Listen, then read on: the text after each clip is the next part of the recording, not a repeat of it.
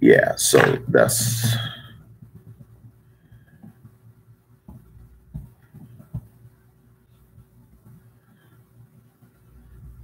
it's $10 Saturday.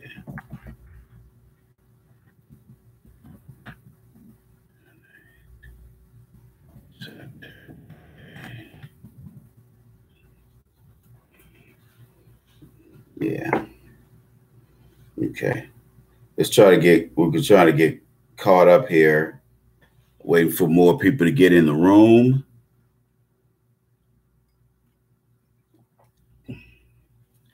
Yeah.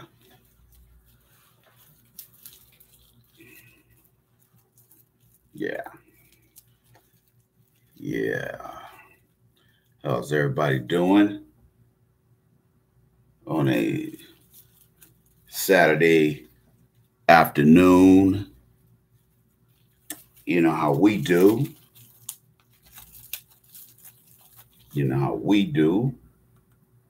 You know how we do. Ooh, ooh, ooh.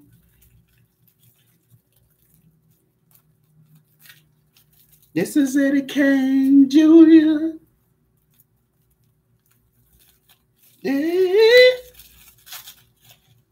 This is Eddie Kane Jr. Eddie Kane. Eddie Kane Jr. Yeah. You didn't know this was Eddie Kane Jr.? Woo! But you know now, nigga, this is Eddie Kane Jr. Yeah.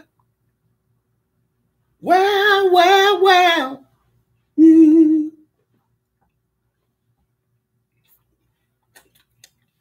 I am a Eddie Kane Sr. Nigga, I don't know. But I bet you tell me. I bet you be tell me so. Cause I'm Eddie Kane Jr.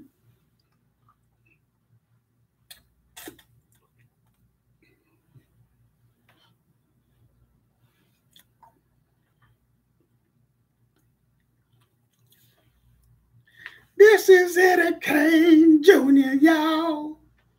Coming to you live and direct. Ooh.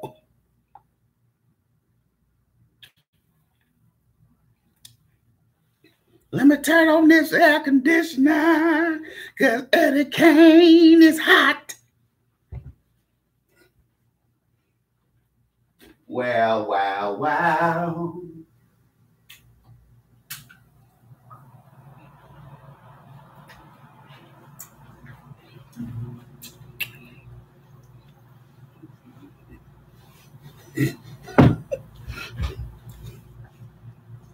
Eddie Kane, Eddie Kane, Eddie Kane Jr. Mm-hmm.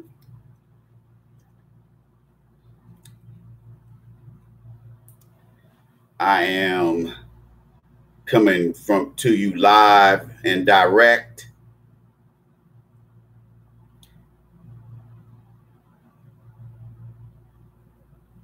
I'm on location.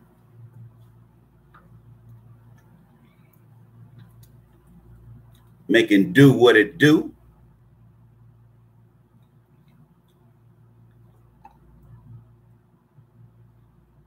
Making it do what it do. This is $10 Saturday.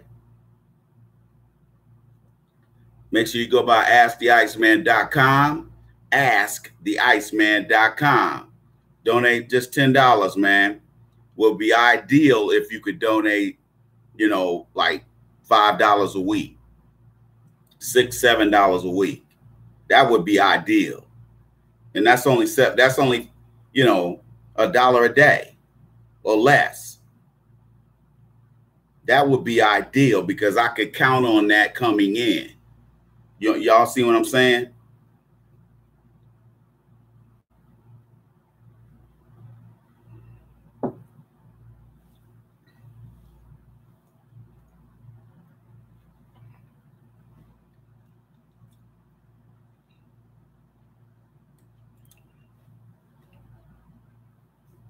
For sure, for sure.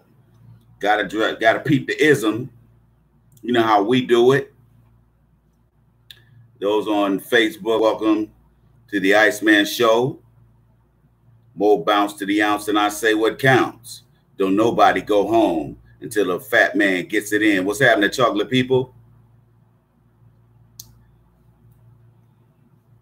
Decided to do something a little different.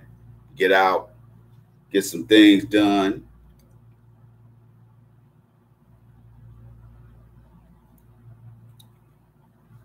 I brought Eddie Kane Jr. with me. Eddie Kane Jr.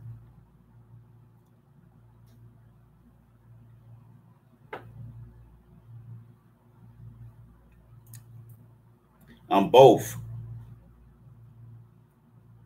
I'm both, homie. Oh, yeah, for sure. Yeah, appreciate it, man. Yeah, I don't normally I have keep copies in my car of my book. Actually, I do, but I got them in the back in the hatch area. So normally I've showed my book, because some people say, you know, when I showed that the book actually existed, that's when they bought my book. And I said, well, you know, that's fine. You know, I take it however I can take it. I appreciate all of it. You digs? But you know,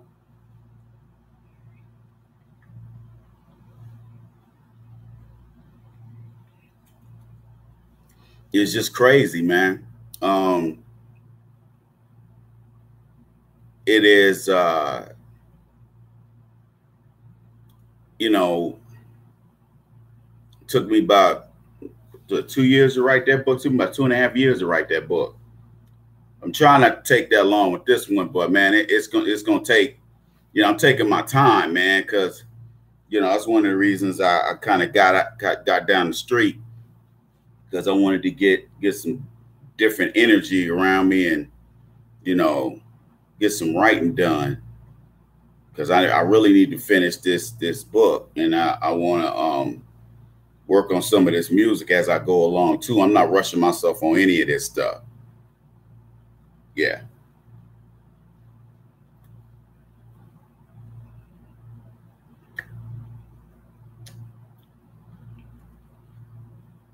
But it is what it is. Went and got some fat burger today. Oh, it was so good. Even though it was cold by the time I got home, man, it was still so good, man. Because I haven't had fat burger in 2 years. Oh, man, I missed it. Shit, I almost moved back to California or Vegas. I almost moved because Vegas got about 5 or 6 locations. I almost moved to Vegas because I knew they got one of my favorite soul food restaurants in Vegas, and they got fat burgers. So anywhere fat burgers is, that's where I want to be. Shit, I was gonna get up and go to Sizzler right now, but I said, nah, I ain't gonna go to Sizzler. I can't. I don't eat all that food like that today. Maybe I might go tomorrow.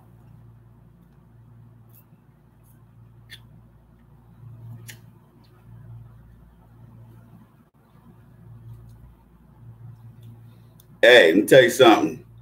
The lollipop ain't because it's moist. The lollipop is for a medical reason.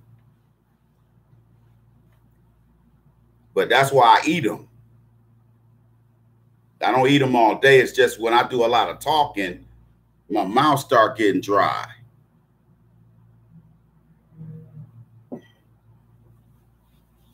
So, yeah. Yeah, they I think Nas bought like 2 or 3 of them. Yeah, Nas, a couple other cats. They bought like 2 or 3 of them. Kanye bought about 7. But I think 2 of Kanye's closed down.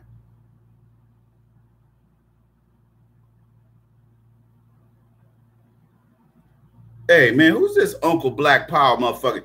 Hey man, you try hey, you got some jokes and shit today, dog? I know you ain't talking moist talk on my show, dog. I know you ain't bringing that kind of energy this way, right? You trying to get blocked? Jerome? Jerome? Jerome?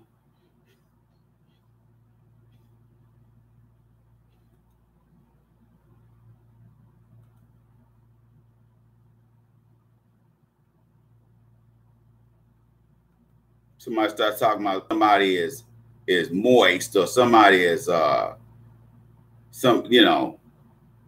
How's me? You the first motherfucker while I've been eating lollipops while I've been doing my show that says some old moist ass homo shit like that. Man, it's too many homos out here, man.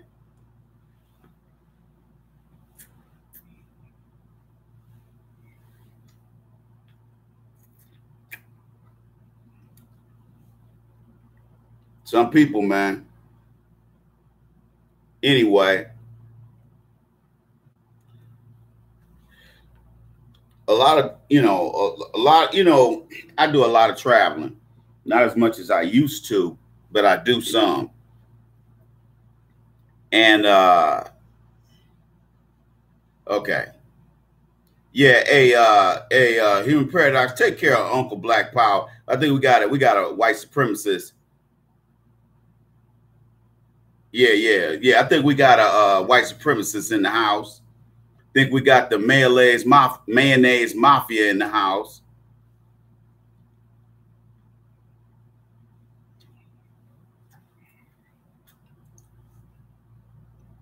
Always get one. Always get one.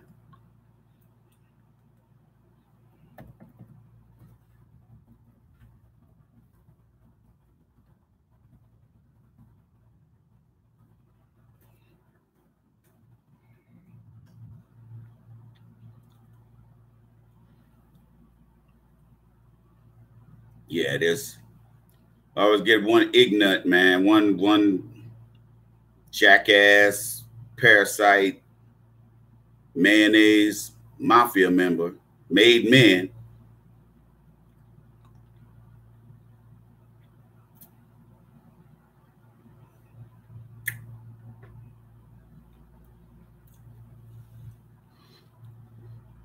But you know, I do a lot of traveling, and I see, you know, when the sun come out, you know, that's when you see a lot of white wealth. But it's funny, I see a lot of white wealth, but very little black wealth. Y'all feel me? Y'all feel where I'm going?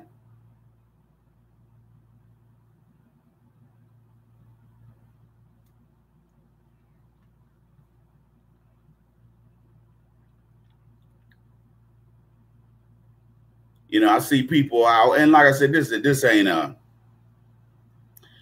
hardly a stab at Caucasian people. Okay, this is not that kind of party. What this is me pretty much stating the obvious that I don't know is totally obvious to everybody. Y'all see where I'm going with this?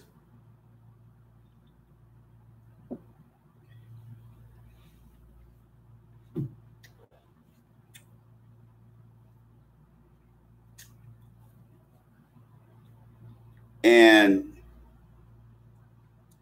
I don't see us benefiting from that cycle. And I remember I was looking at something, might have been on PBS, and it was saying something about, you know, the white supremacist developers were always talking about, you know, well, you know, if we do this, that, and the other, we're going to, if we do this, that, and the other, we're going to give you guys jobs. Oh, we're gonna hand out 500 jobs when this mill opens up. And you'll be sitting there like, you take our land, then you lie to us, you make up these historical lies, then you turn around and years later you say, hey, let's kick you in the ass another 400 years. And oh, by the way, it's not your time yet. And you shouldn't be asking for that because your people are dead and gone, and my people are dead and gone. Yeah, but you're the beneficiary of that wealth. Very little Black wealth is ever passed on to the next generation. Very seldom is it, especially a significant amount of wealth. It's usually never divvied up like that. And there's a reason why. They don't want Black wealth, if there's any, passed on to the next generation, meaning your children, my children. And so you have plenty of Black women, some Black women, along with white zaddy, who are making sure brothers don't pass on anything.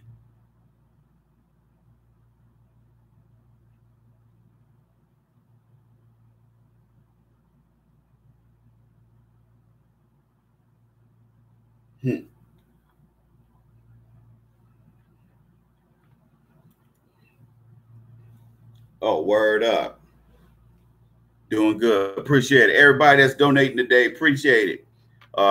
We got a ways to go before we hit 100. Let's keep the momentum going. $10 Saturday, y'all. Let's keep it popping. But all of the wealth that Caucasian people take for granted, it was either directly off the backs of us, or through technology that we created that they stole, like aeronautics and everything else.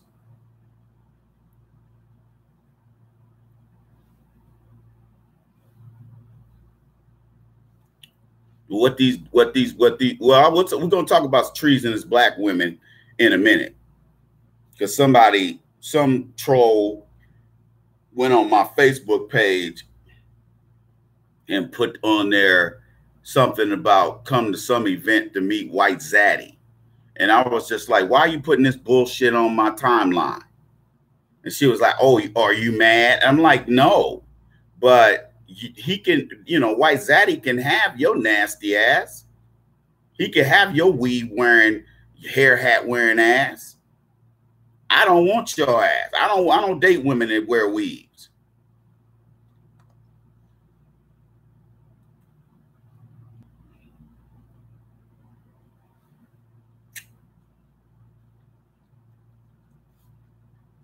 I ain't never mad when I see a Black woman, even a good-looking Black woman. When I see a good-looking Black woman with a white man, I go, oh, well, you win some, you lose some. No loss here. She was never my woman.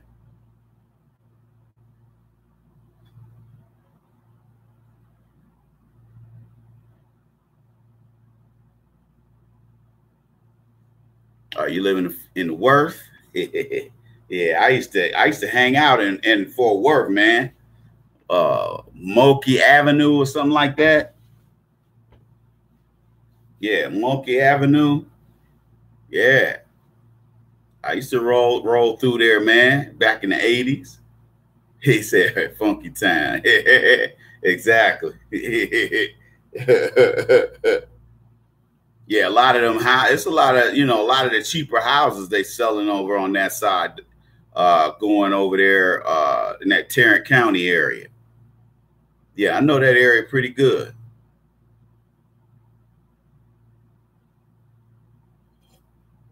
Nah, the white man can have those Black women. They ain't no loss to us. They would, look, just like, the Clarence Thomas's of the black men. Hey, bye.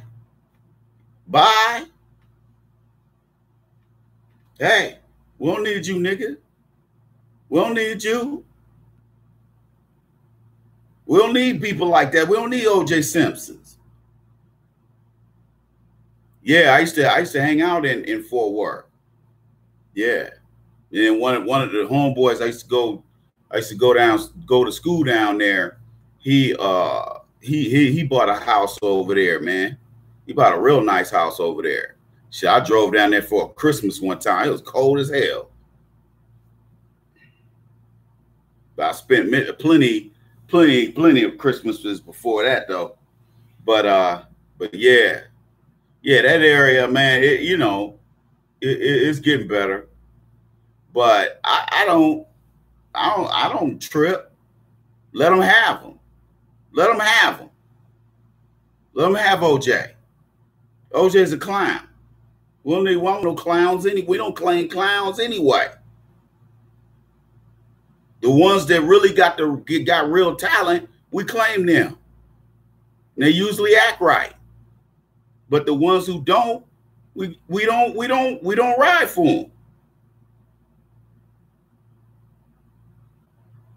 Right, exactly. On YouTube crying and shit.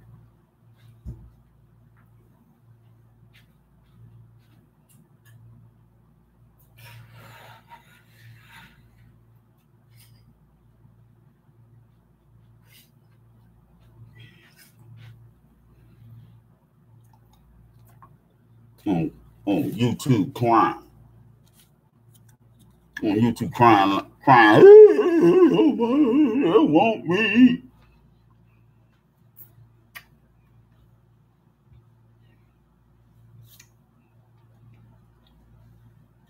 That's what happens to coons and Negro bed wenches.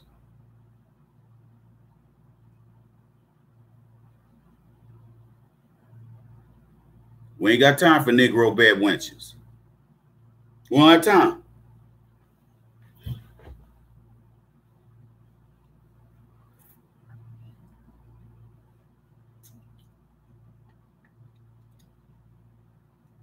We ain't got time, man. They out here shooting our kids, shooting our women.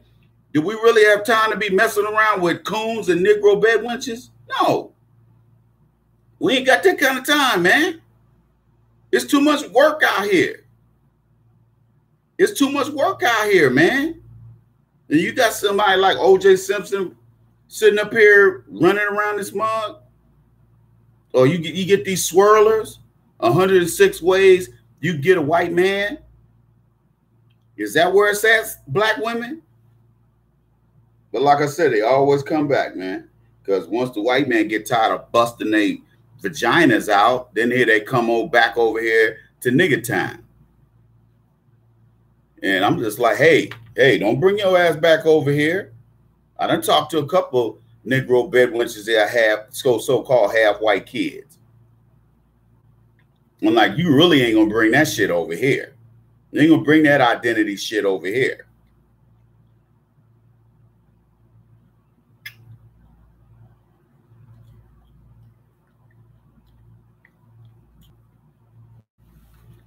Because they do get rid of them. They get rid of them just like they get rid of their women when they start getting old.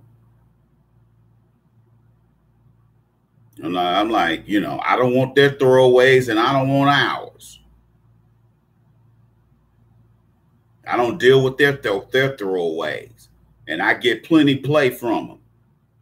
Looking like the old sea hag trying to think you doing me a favor by giving me some eyeball work. I'm like, you better get up out of here with that. I do have respect for who I'm seen in public with. You think I'm gonna walk out of here with the Crypt Keeper's mama? No. The Crypt Keeper's mama? No. I've never dated the Crypt Keeper's mama, and I won't start now. I won't start now.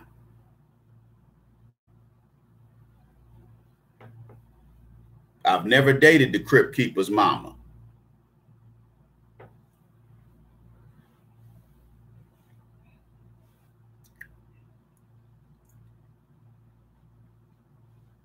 A lot of black women are ending up dead by these zaddies at the hands of zaddies all over the world. Okay? These zaddies are ending up dead. Oh, appreciate it, brother. Appreciate it. Thank you, Mr. McMillan. Oh, and everybody who donated today. Appreciate it. Yeah, we're trying to get to 100 today.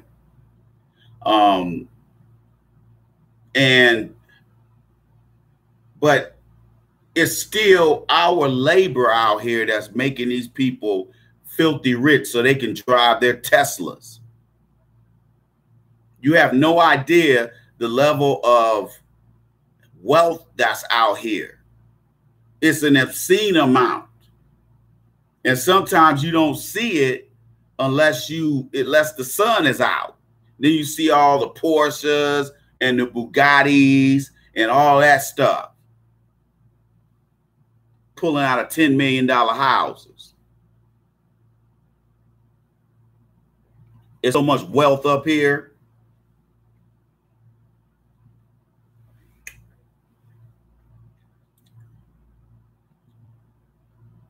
If we just funnel $10 billion back to ourselves one time, we can get damn near every black person out of poverty without any help from social services. But we keep giving these people our money. That's why I've been hammering home with these people on Facebook, because you got a lot of coons and bedwenches on there who don't know no better. Used to see them, man. I support the United Way. I support Red Cross. That's why I don't never go to none of them fraternity meetings. I'll never go to that stuff. Never. I'm not interested in that stuff, black politics.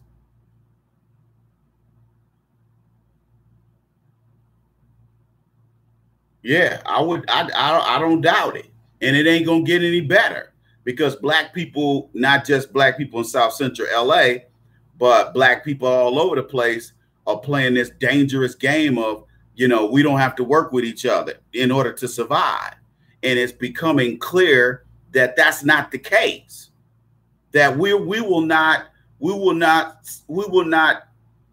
exist if we keep on with the economic games that we keep playing with ourselves. We won't be around, because it's already to the point where you got a bunch of white people, young white people out here who can't find jobs. That's why everybody's high now. You got a bunch. This is what CNN and MSNBC is not telling you, because I see this shit all over the country. This surge in Caucasian people using drugs, young and old. I mean, it's just, you would not believe the stuff they be doing out here. That drug shit is heavy out here. You have no idea how heavy that drug shit is with them Caucasian people. It's hitting them hard, because they ain't got no hope. When people get hopeless, they don't care what they do. They get hella reckless. They just start doing reckless stuff. They don't care if they go to prison for smoking meth or smoking opioids or shooting up opioids in they between their toes. They don't care. They don't care. If you think they got it bad, if they got it bad, there's no telling how bad we got it. Because in another 3 to 5 years, black folks are going to find themselves shut out again. And it's going to keep happening to us, because we think, oh, black women, We ain't got to work with black men, but all black men ain't shit. All black men are niggas. I don't have to work with them. White daddy, I want to be up. I want to be up under your balls, white daddy. Sweaty ball sack. What is that? Sweaty ball sack flavor? Delicious.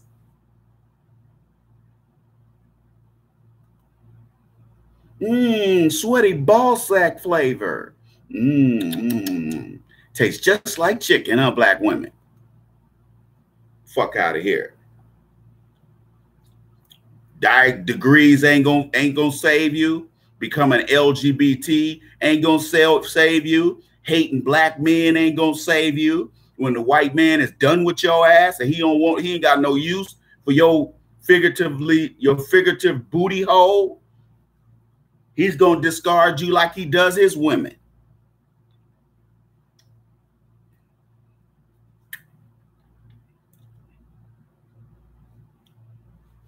Black women love white ball sack.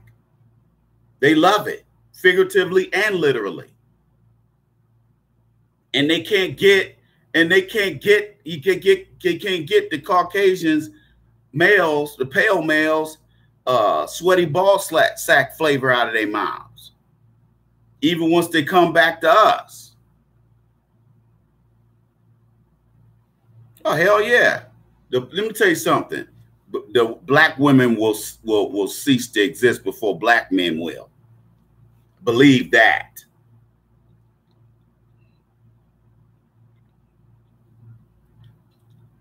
Ball sack residue. Too bad I don't know what that smells like. But all that shit they be doing, all that caping, all these Karen hunters and all these swirlers, you know, it's gonna come back to bite you in the ass. Because real niggas will put your business out there. If you are a Negro bed wench, it's on record somewhere. If you were self-hating and then trying to destroy black men, we're gonna find you and we're gonna expose you. Okay? If you're a feminist, we're gonna expose you because you're gonna have to come back home. And when you do, we're gonna shut the door on your ass. You wanna sell out? You wanna be a Benedict Arnold? Take your ass back over there. We don't need your ass. Don't say Black Lives Matter now.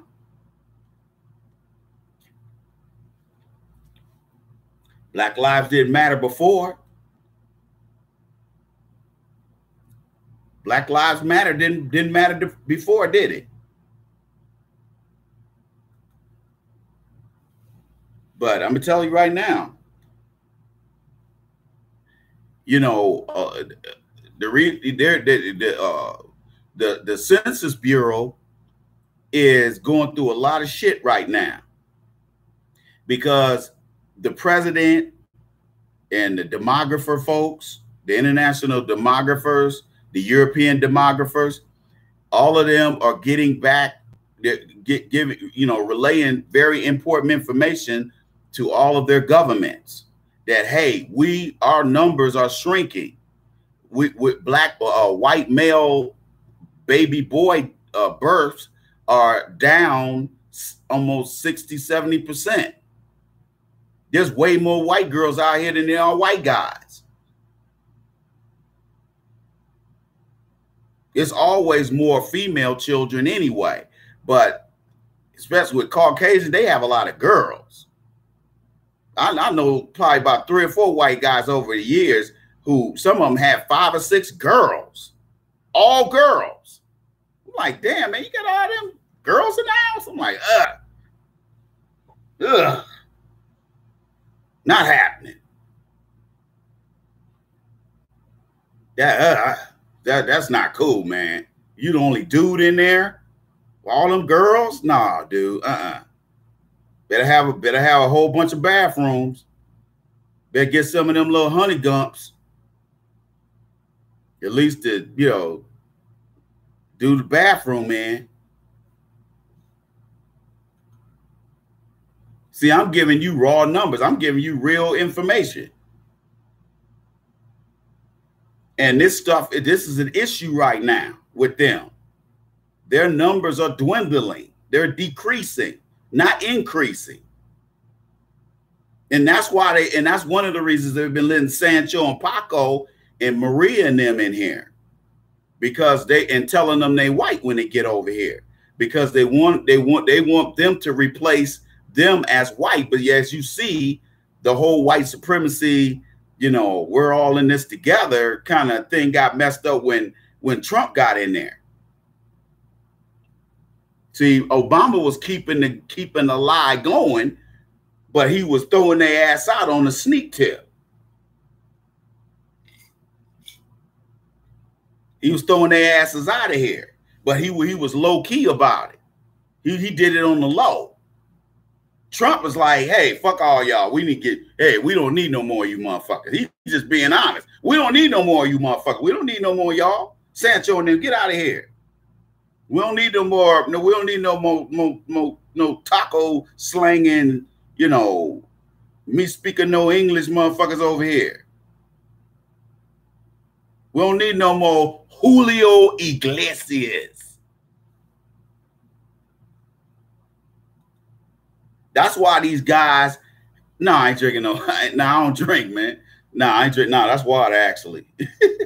No, I don't drink. No, man. I got some Grey Goose at the house, though. Still brand new, about 4 years old. Okay? Ain't never been opened. But there was a time when I used to, you know, drink that Grey Goose with a little lemon lime. You digs. Okay? I used to drink mine straight up, straight to the head. Put a little lime in there, you know, make it look, you know, like a real drink and not look like, so I wouldn't look like a goddamn alcoholic.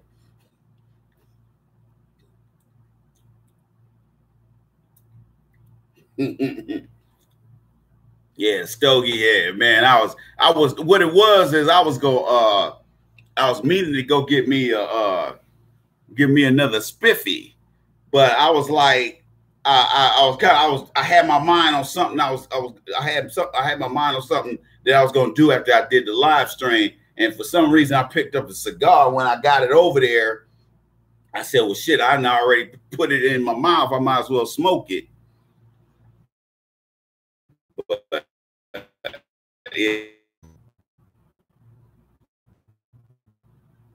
But white people ain't gonna never admit they taking an L right economically right now. They won't admit they taking an L. And we ain't giving it to them. They giving it to themselves. They got a lot less births. They are they're dying off. There's up here where I am, dude, it's so many old white people up here. I was like, damn, don't y'all go to Florida? Damn, it's a bunch of old motherfuckers up here. I ain't talking about silver foxes either. I'm talking about old, like, you know, hello, Sonny, that kind of old. Hello, dearie, you know, that kind of old.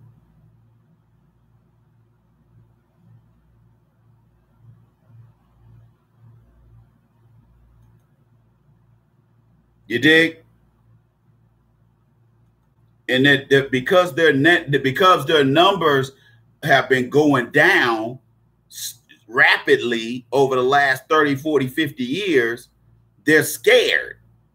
And then you got a lot of the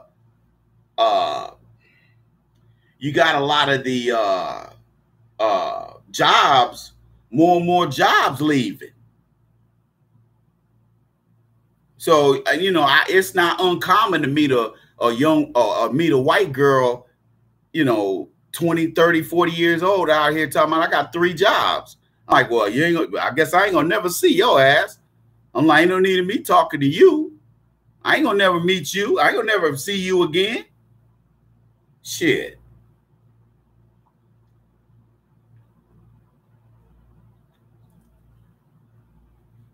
You digs?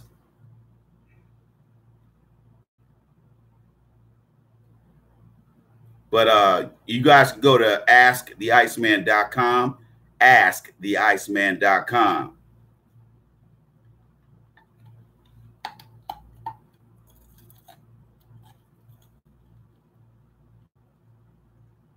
Okay?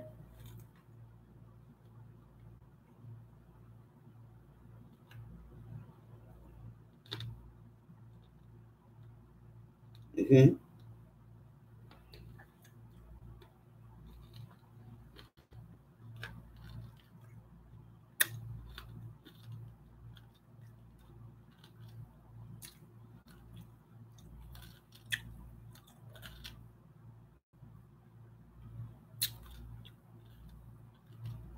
Mm-hmm.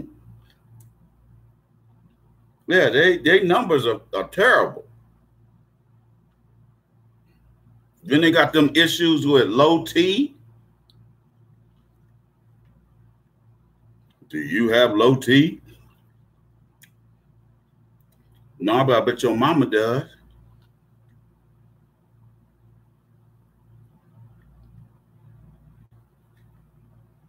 No, but I bet your mama got low T. Because she looked like Caitlyn Jenner. I'm looking at a white woman on TV right now, look like Caitlyn Jenner. And she a real woman. I'm like, damn, woo, boy, the estrogen. What y'all be doing, Caucasian women? Do black people be breaking in your house, stealing your estrogen at night?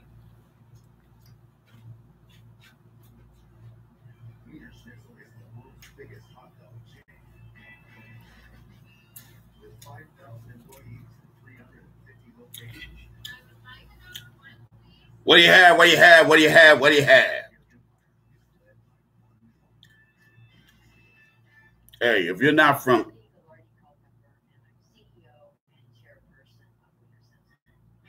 Atlanta, you don't know what that means.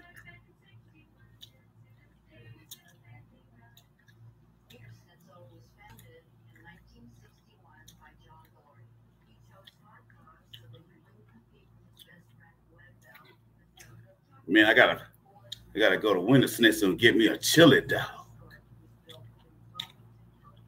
Yeah, Wilmington, California.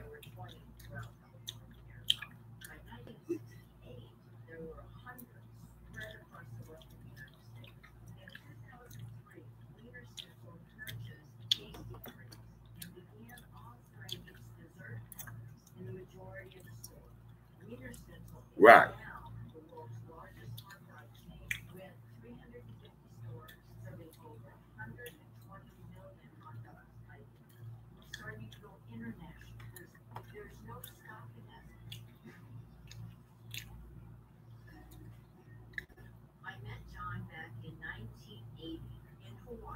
Mm.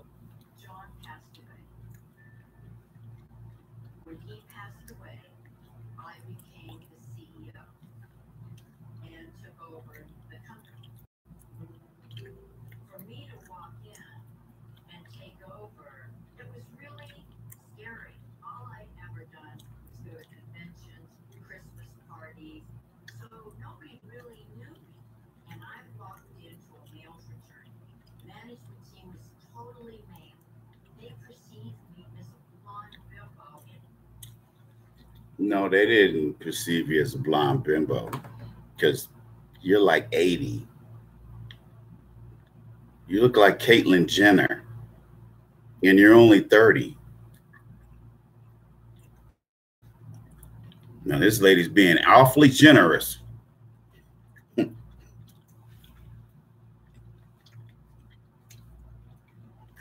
You're being awfully generous, lady.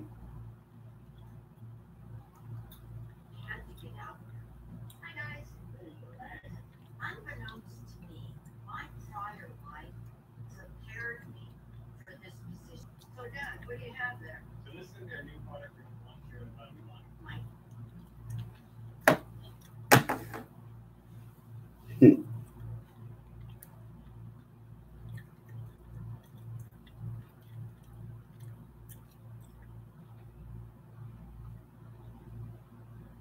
Exactly.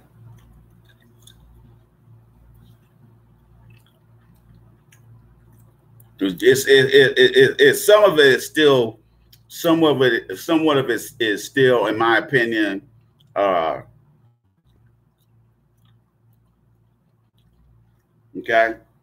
They got so many black people scared that they can keep the lie going.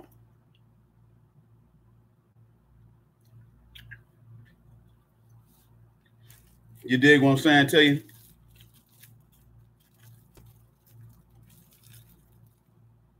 But I see these old mugs up here, old as fuck.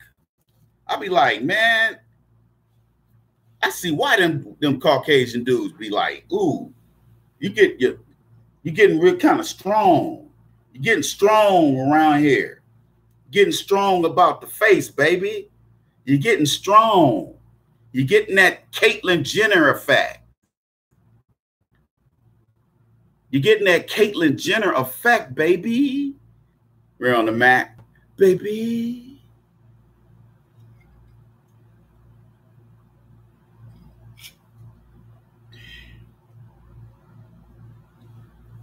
Okay, just black people don't understand how easy it is for us to get these people off our backs. We could flip it in one day. But black women think they can live independently without us, and black men think that they can live without each other. You can look at the dating landscape and see that's not gonna work, brothers. You can see that ain't gonna work. Brick City.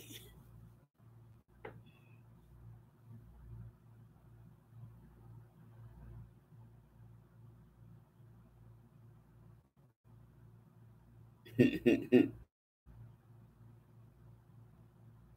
did what y'all see what I'm saying? Y'all see where I'm going?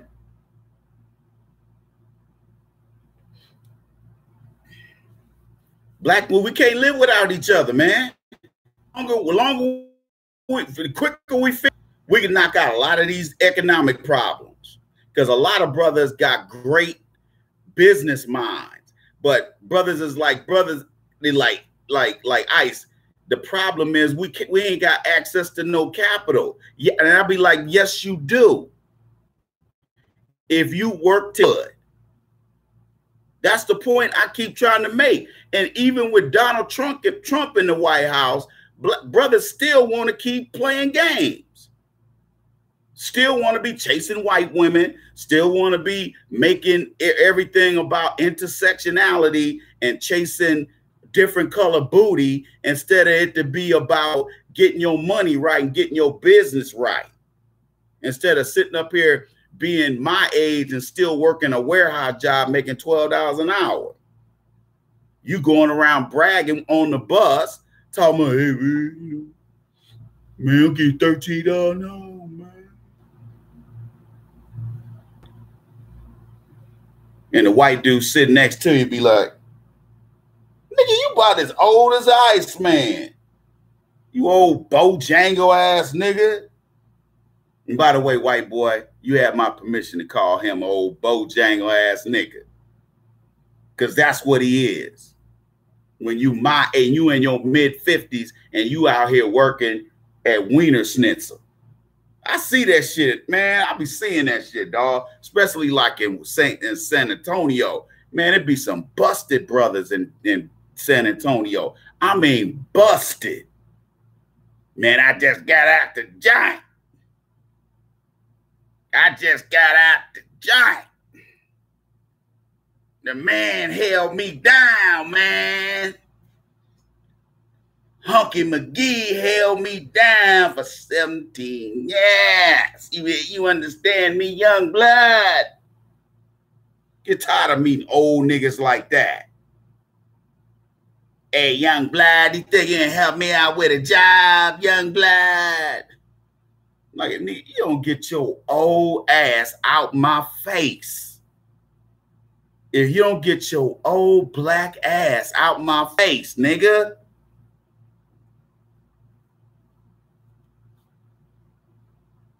That's a dude that wasted his whole life chasing ass. Probably even graduated from high school. He was trying to tear up so much ass. He might have got a little bit of it, but them women, that goes into my next thing today about black men promising black women. Black men were able to run that shit on black women throughout the 70s and 80s and part of the 90s. But as you see in the 2000s, black women ain't trying to hear a bunch of promises. These black women ain't trying to hear your promises no more, brothers. Don't nobody want to sit around you. You already got a felony on your record, and you think a woman gonna sit around and you talking about, yeah, and see what I can do is I can restructure the metaphors that attack the metaphoric rise of the intergalactic regions of the galaxy. And if I may, if I must, but I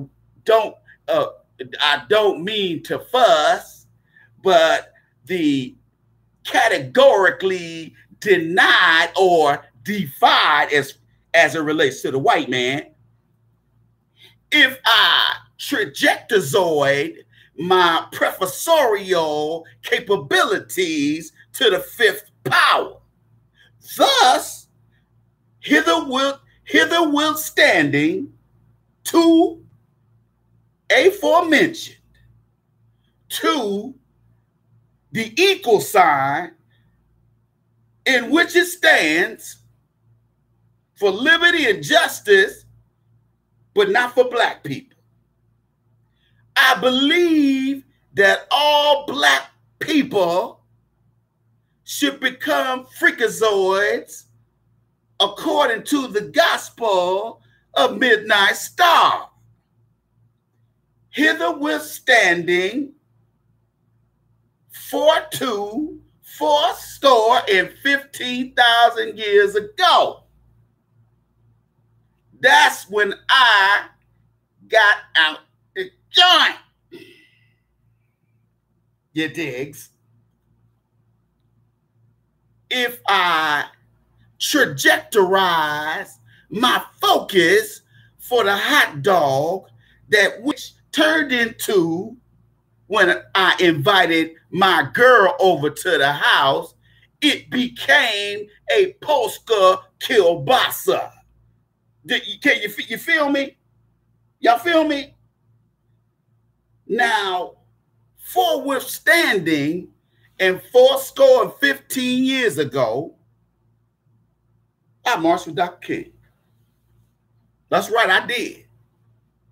One but 3 years old, but I'm more but 3 years old, maybe 5, maybe 6. You digs? For withstanding, hitherto,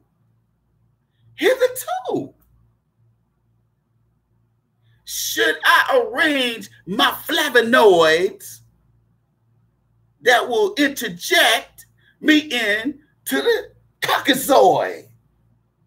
Therefore, I create a Lenny Kravitz. Can you understand what I'm saying to you this evening? Now, if I may trajectorize and also tenderize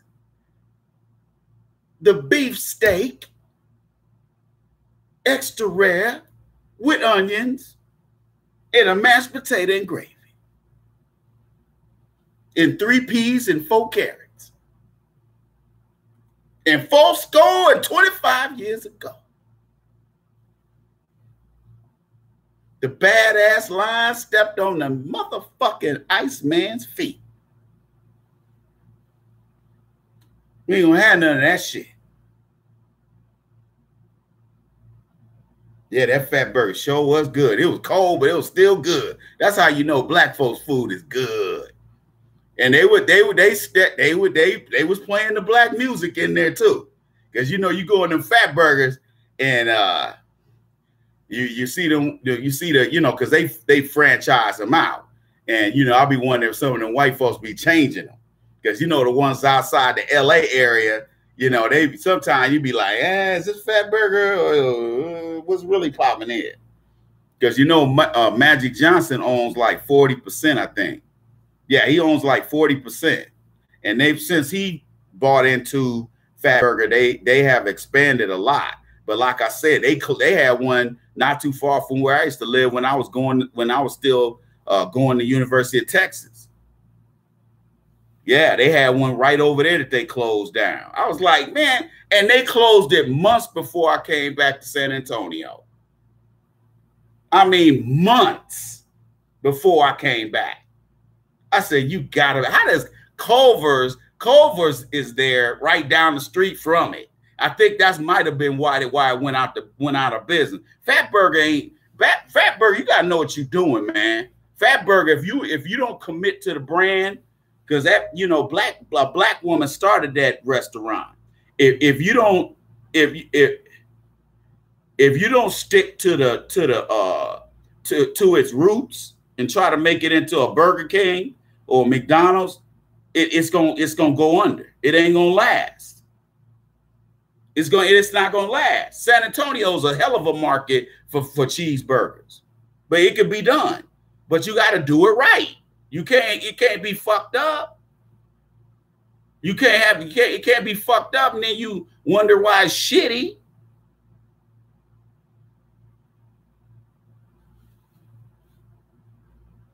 And a lot of these restaurants, that they don't care. They don't care how they do the food.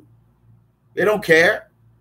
They're like, all we trying to do is get as many hamburgers or hot dogs to the streets as possible. We don't care what condition they're in. We don't care if you don't like them. We'll give you another one. And if that one sucks, we'll give you your money back. Let me tell you something. These people care. They care not. They care not. Because eventually they still are able to make a profit. And that's all they care about. That's all they care about. As long as they make $2 more than they did the day before yesterday, that's all that matters. That's all that matters to them. You, on the other hand, care a lot more about your community than they do. But unfortunately, you and I don't want that responsibility, which is why they're feeding us. And you know what they say, if somebody else is feeding you from their hand, you ain't gonna necessarily get a nutritious meal. You digs?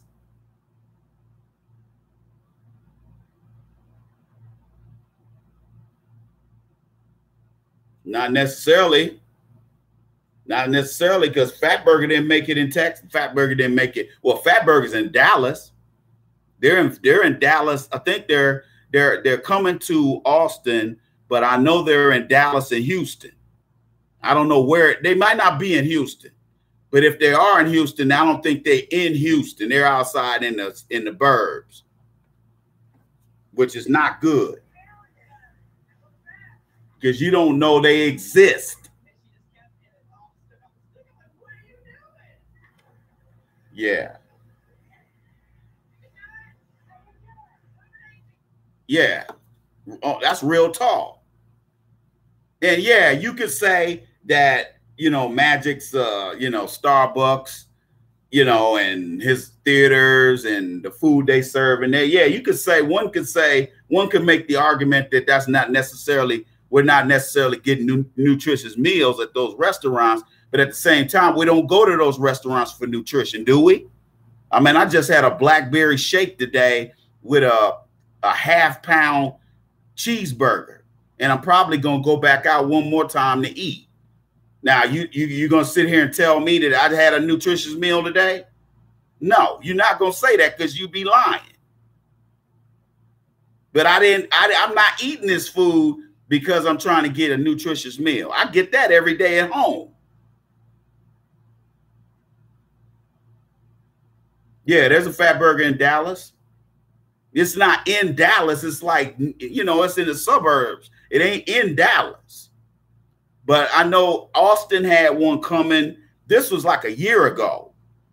Dallas had a couple coming because that's a good market for fat burger. Dallas and Houston. It's a lot of black people down there. And I think they do well in Austin because of the they embrace the jazz. They would embrace the jazz theme, the old 60s R&B theme. They would embrace that. So yeah, I think they would do very well in Austin and Dallas. But like I said, I don't know if they're in Houston. Sometimes I make the assumption that if something's in Houston, in Dallas, it's in Houston. But that's not always the case. And vice versa. Tulsa? Thought they had one in Dallas. Check Austin. It might be near Austin, maybe. But In-N-Out moved in. In-N-Out is starting to move in Texas. So that might have been the death nail for Fat Burger, because Fat Burger served them big ass heavy. They got a pound hamburger. I ate that pound cheeseburger, and I swear to God, dude, I barely finished that thing. And their fries, it was like this much fries. I was starving today. I was starving. So that I had a half-pound cheeseburger. That thing was this big. I'm serious. That motherfucker was this big. That shake was like that big. The fries were them big steak fries that you get at Red Robin. Yum, nigga. Okay.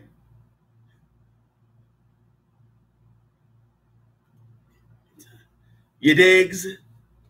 Shit, nigga. Man, them fat bird, that's you walk in there, you get they playing some Stevie Wonder. Yeah, yeah, yeah. Shit, you be looking around, there's Marvin Gaye eating up in this motherfucker. Because that's where when everybody came to LA, that's where they went to eat. It was at Lovey, whatever, I forgot her last name. They would go to Fat Burger.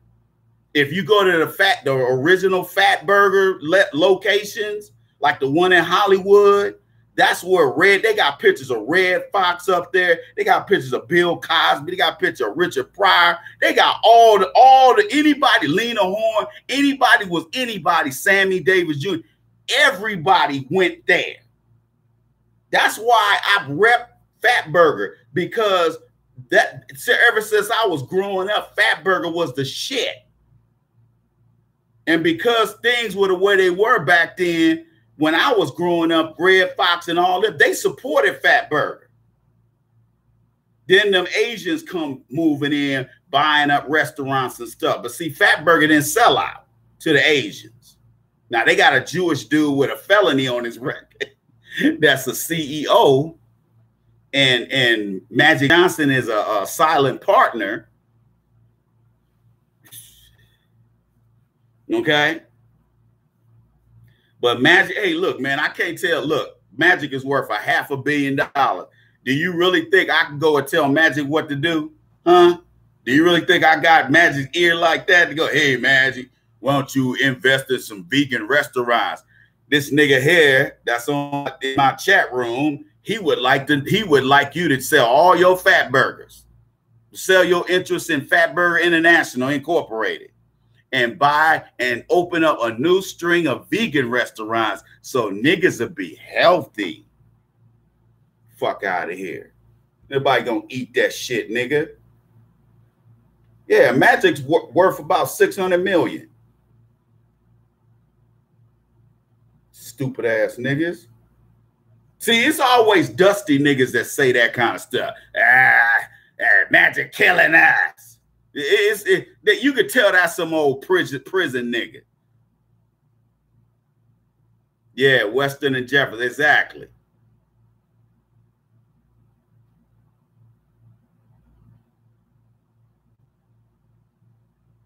Yeah, $500 million was the last time they did his assets, but that was years ago. That was like 7 or 8 years ago. He's done. He's he's a owner. He's a part owner in the Dodgers. He's a owner in the Lakers. Plus, he got his business.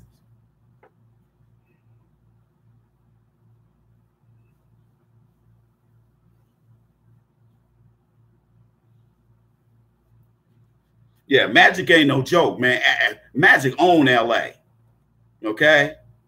Magic's one of the few brothers that really get a lot of juice in LA, got a lot of juice in LA.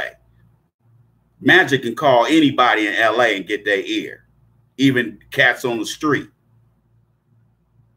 One thing I could say about my man Magic ain't no OJ Simpson. He ain't no OJ Simpson. Okay? You can question kind of businesses that he opened in the hood, but at the same time, I have to hit you. I gotta hit you, bruh. What you got in comparison to what Magic got? What you doing for us that Magic's already doing? What are you doing for us besides complaining? Because I don't think you own anything other than a big ink pen. It's funny to me how a lot of people like to start shitting and getting mush mouth on black folks who are actually doing something. I don't agree with everything Magic does, but at the same time, I would never trash him, because I'm glad we got Magic, because if it was left up to you, we wouldn't have anybody.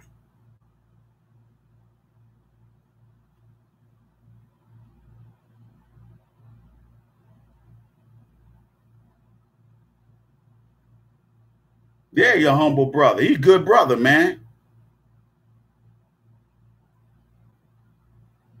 Good brother. He'll talk to anybody. He ain't scared of nobody. He ain't scared of them cats in LA. Cats on the street got much love for Magic.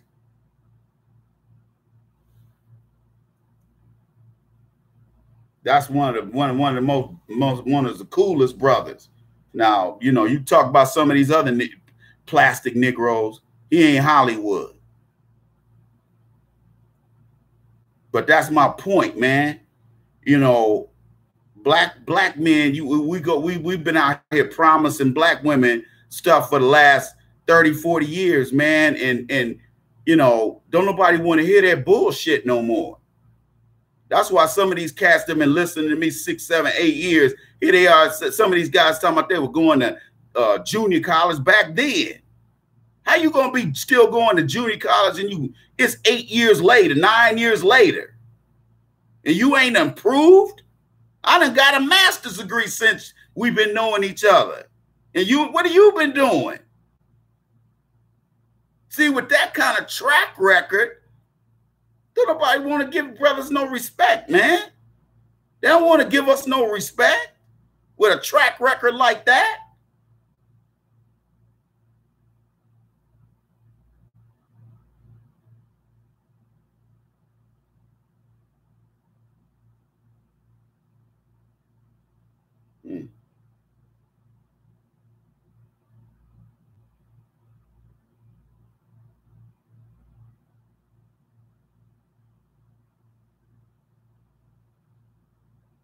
Yeah, man. We in bad shape, man. We're in bad economic shape. We're not getting the economic nutrition that we should be getting, and here we are making a meaning amount of money, $1.3 trillion, and we sitting up here talking about we got to ask Mr. So and so for a loan when we got the money swirling around the hood. Just looking at the hood, we got the money. Just like I remember back in the day, cats used to, it wasn't uncommon for cats to go to the D-boy in the hood and say, hey, man, take me to the studio so I can get my workout. I wasn't going to do nothing like that because I didn't want to be dealing with them kind of assholes. You ain't going to be shooting up my house.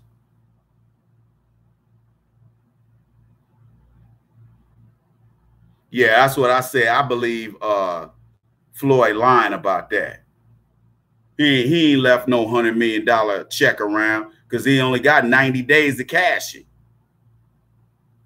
Now, he might have took a picture of it, but I guarantee he ain't got no $100 million check laying around. If it is, it's a fake check. It ain't a real check.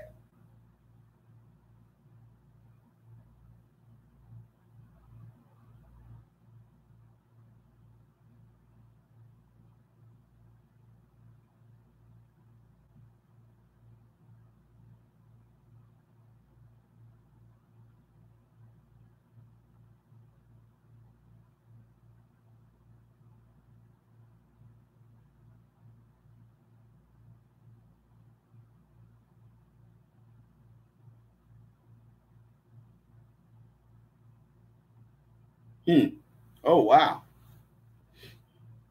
I didn't know he sold his interest. I bet because he only spent 13 million. He probably walked away with 100 million or 50 million. Nah, he probably didn't walk away with no 50 million, but he probably walked away with 20 or 30. Still way more money than he made. Cause I know he doubled his money. Floyd, a damn fool. Strip clubs ain't no money making affair unless you own more than one, because they're just they're money pits. Because strippers are degenerates, and the people who go in there to see strippers are degenerate men and women. So when you got all those degenerates together, what do you think is going to happen? Because remember, I told you about my favorite strip club in Gardena, California. They went out of business, and they were always packed. I love going in there because the girl I knew some of the girls in there, and they were always friendly. I never met too many dancers who didn't want to grind the shit out of you, and them women didn't have a problem with you touching them. They didn't have a problem with you touching them. They would grab your hand and make you touch them. Of course, it wasn't like that at the white club. Although I've gotten some white dancers that let me grab their asses. It just depends on who it is. But I don't go to strip club. I'm a single man, and I don't go to a strip club. They got a strip club in Des Moines, Iowa, called the Lumber Yard, where men go to get wood. I'm like, man, get the fuck out of here. And it's actually owned by a brother. It's owned by his sons. See, the father died, but it's owned by the sons. And I went in there one night. there was some fine ass white girls dancing in there. Cause this chick I was messing around with, me and her broke up. So I was plus I had some dough coming in back then. So yeah, First King. Yum, give me some. Hey, but Barbary Coast across the street, Barbary Coast ain't never going out of business. I never liked Barbary Coast. Yeah, they all knew, but I never liked Barbary Coast. Then they got one up here on Rosecrans. The same Jewish lady that used to own First King owned that one. I forgot what it was called on. Oh, it is Rooter Company. Yeah, I stopped over there 2 years ago, and I actually filmed it with my phone. I actually put them up on YouTube, and they were building it out when I drove up. I said, God damn, man, I had so much fun, this motherfucker. But Barbary Coast, I don't even fuck with Barbary Coast, man. Never been big on, and there's another one that the lady that owned First King. There was a lady that she owned the one on Rosecrans up the street. That one's real weak. Oh, they weak. So all the dancers went over there. All the black dancers, because black ghetto dancers, they can't just go to another strip club. They can't go to them white strip club because if they too ghetto, them white dudes don't want to dance from them. They like skinny white girls, skinny white girl looking black women.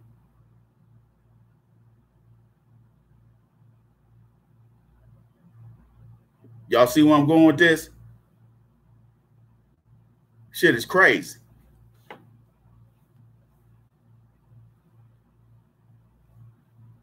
But don't nobody want to hear the talk, brothers. These women don't want to hear you talk no more. They want action. They want you to make something pop off. They don't want to hear about your potential. They want to hear about, hey, get it, got it, done. Because women want to be put in a position where it's a party when they see you. They don't want to be worrying about paying their damn cable bill. They don't want to hear you whining about your money. You still talking that same, oh baby, I'm gonna get it popping. I'm gonna get it done sooner or later, baby. Just give me a chance to make it work, baby. These black women ain't trying to hear that shit, man. So a lot of you guys that are struggling with dating, a lot of y'all's dating problems ain't the same as mine. Your dating problems are self-inflicted. You guys are lazy. It's too many lazy young men out here, and there's some lazy old men out here my age. And you see these guys working at the Wiener Schnitzel or Del Taco or Burger King. I mean, and them guys are so embarrassed. I remember I went up to Shepherd Air Force Base, and I just didn't feel like stopping at a restaurant over there by my hotel. So I went over here I stopped at a Church's Chicken right outside the gate. And I stopped over there, man. They had this old nigga in there, man. This nigga looked like Reverend Sudbury. And you can imagine what a Reverend Sudbury looks like. Fucked up Frederick Douglass afro, little skinny ass little nigga. And then he got that plastic apron on. He got that plastic apron on. And for some reason, every Church's Chicken I go to, the brother is always the biscuit dude.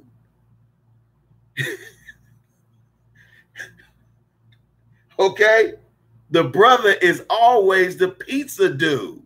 How you go? Look, man, is this a Texas thing? Human Paradise. Hey, at the Williams Chicken and Church's Chicken, is there always that old nigga back there making biscuits? Always had a biscuit dust in his Afro jack. Okay, got biscuit dust all over, and he don't want to come to the Williams Chicken is banging. He come to the register like this. He come up there. Hey, what's up, man? What you want, man? Oh, man. Hey, nigga.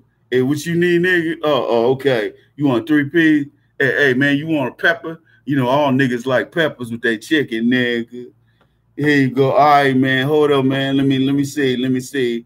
Carry the A. Let me hit this button.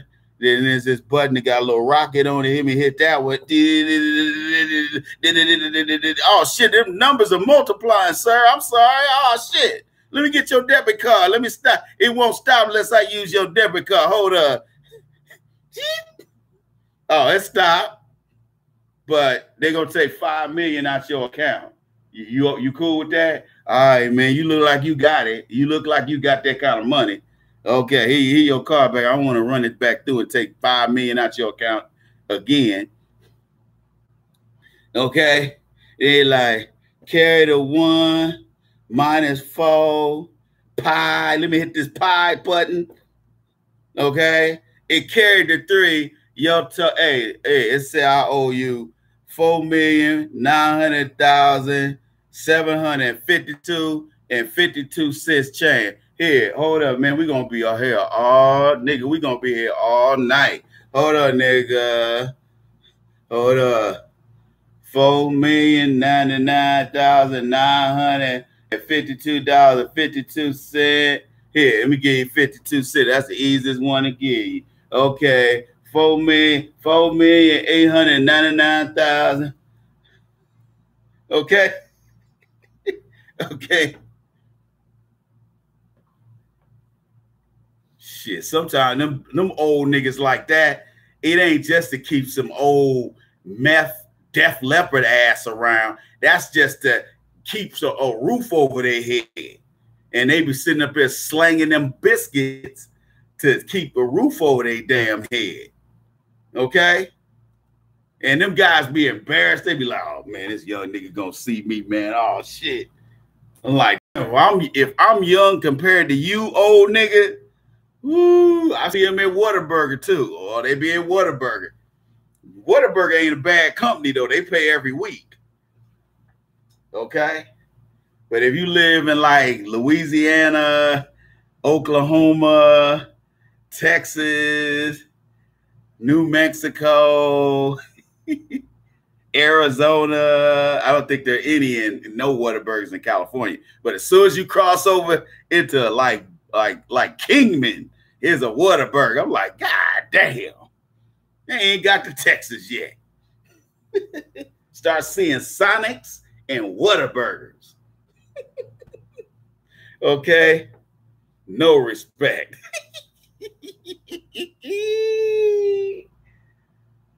Hey man, I ain't trying to bust them niggas out, man. You know, they might have some old meth ass at home.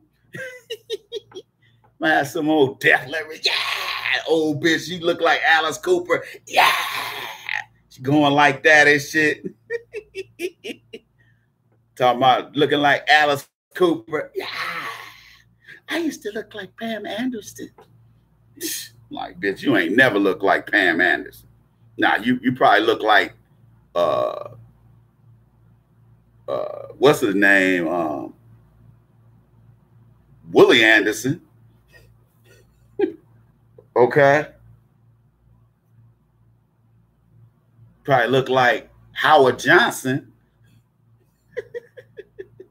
Yeah, like Gene Simmons. Exactly.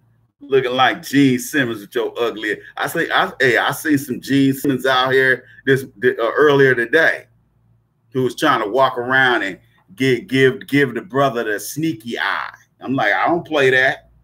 I don't play attention whoring. I don't play sexual tension. I don't play the sexual tension game. That's not a game I play. If you ain't gonna give up the ass, don't be looking at me.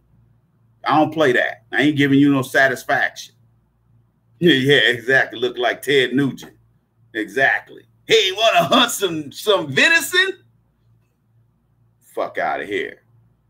Hey, want to go screw in Bass Pro's parking lot? Yeah.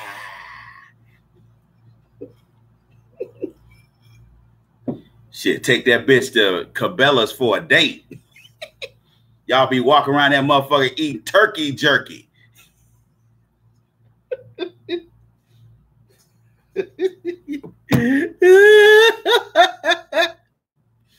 Shit, nigga, you gonna be posting videos of you at Cabela's and shit. You be like, we on a date. We in the cafe at Cabela's. You desperate nigga. Oh, nigga, don't let me see no shit like that. I'm gonna clown your ass. You gonna post some pictures of you with an old ass white chick at Cabela's on Facebook? Oh, you gonna get clowned. Nigga, you gonna get clowned. Oh, you gonna get clowned, nigga. And you deserve to get clowned. You brought it all on yourself doing that shit. But don't nobody want to hear black men's excuses.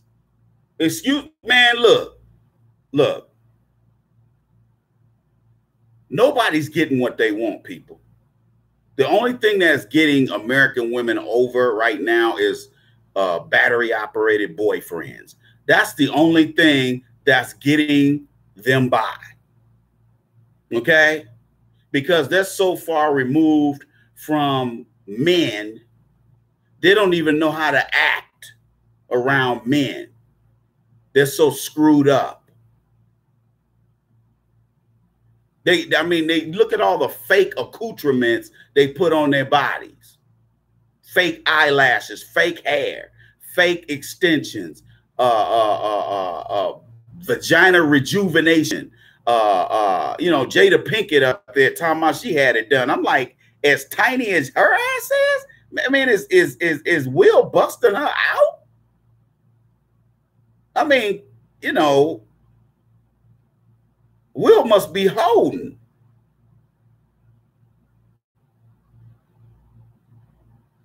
All kinds of whitening creams and ointments and sassafras and frankincense and myrrh.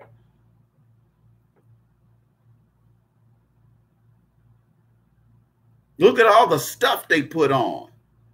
And that's just above their shoulders. And then they wonder why men ain't feeling them.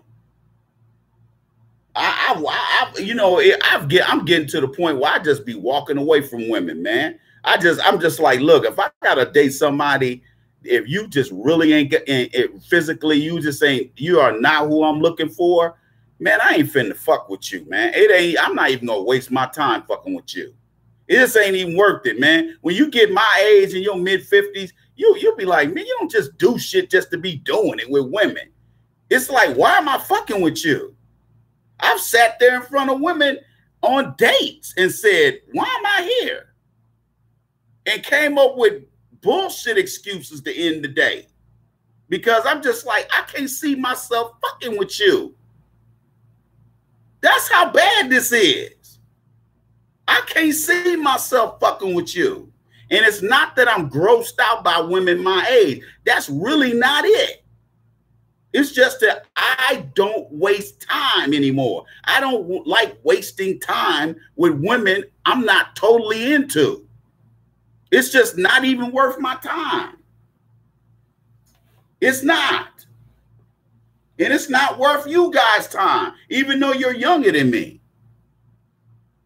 Yeah, anal bleaching. I was looking at something online. They were showing Christine Million's fine ass getting an anal bleaching. What is up with anal bleaching?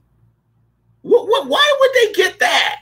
Why would you want your asshole whiter than the rest of your ass?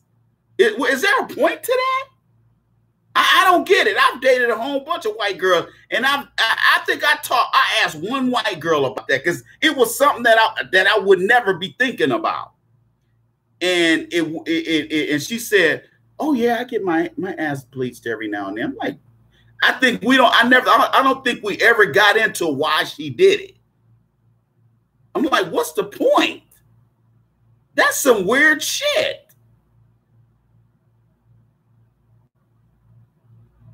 Waxing, pulling hair out the follicle. That's some painful shit. I done had Jerry curls and tried to comb through that motherfucker and pull that hair out. Man, that shit is painful. And you gonna get your hair get waxed? This shit's gonna grow back. Maybe it might not grow back as fast like it would with if you shaved it with a razor. But I shaved my head. Yeah, the next day I could probably get away with shaving my head again. But I usually wait 2 days because my head be tender. Scalp be tender. Okay? Can't be walking around with a tender head. Remember when you were 8 or 9 years old, your mom said, boy, don't be walking around with no tender head. Don't be walking around with no tender head, boy. Case they Benny Hill you, boy. Case you get Benny Hilled. So your head be real tender.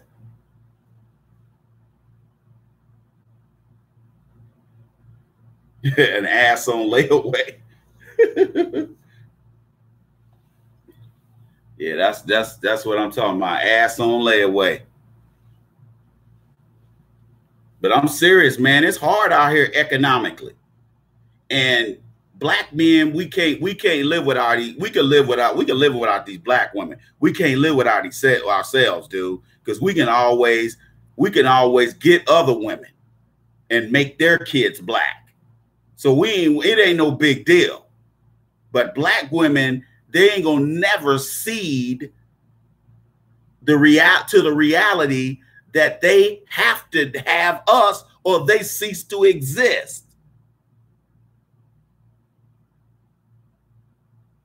They cease to exist without us. They're already shooting them and picking them off. They have no problem going after black children and black women. Oh, Sprouts. Yeah, I don't like that store no more, man. That shit is so expensive, man. The ones in San Antonio, I used to shop at. They used to have these burritos I used to eat. But, you know, you always realize how shitty food really is because my taste buds change. So that's one of the reasons I eat candy. Because sometimes I don't necessarily, maybe I ate something that didn't agree with the taste in my mouth. Okay. But I'm serious, man. Yeah, I miss Freddy's frozen burgers, man. Freddy's, I love Freddy's too. Freddy's and Culver's. See, Freddy's, I don't think they have any up here, you know. But we can't, brothers, we can't live without each other, man. We can't live without each other. And we're trying to do just that. And as you can see, it's an utter failure.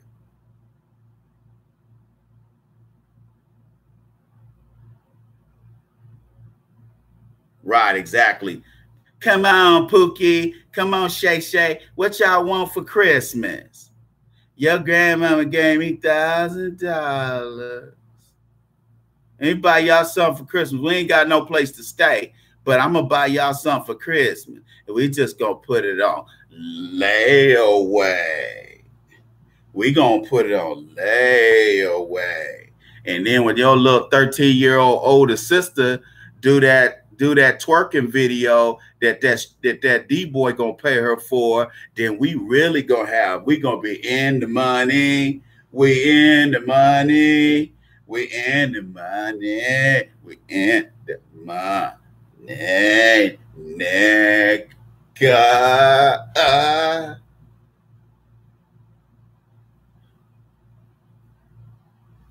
Oh yeah, hell yeah.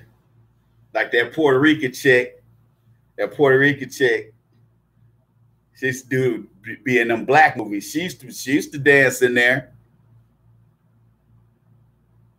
I met a couple of chicks in there that danced, that did something strange for a piece of change outside of there, but she wouldn't give me her number. She was like, give me your number. I'm like, bitch, you ain't gonna have Pookie and them calling my house. Who there? Who this is? Who nigga? Who is you? Nigga, who is you?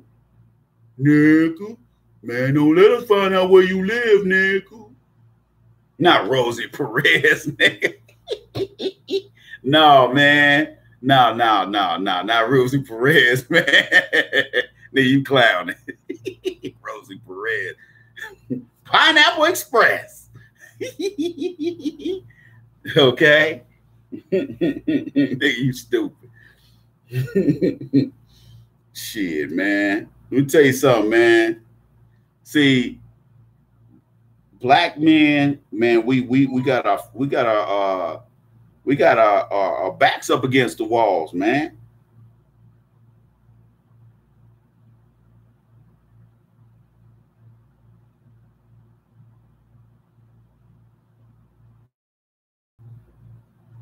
Lillian Brown, you look kind of good. Oh shoot, my battery about to go dead. Oh, man, I didn't know my phone was that low.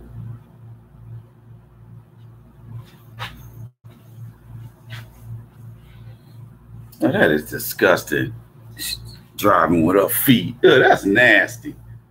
Ugh, some of these commercials these white folks be coming up with be nasty. Walk around shaking people's hands with a damn foot. Ugh, that's disgusting, man. Ugh.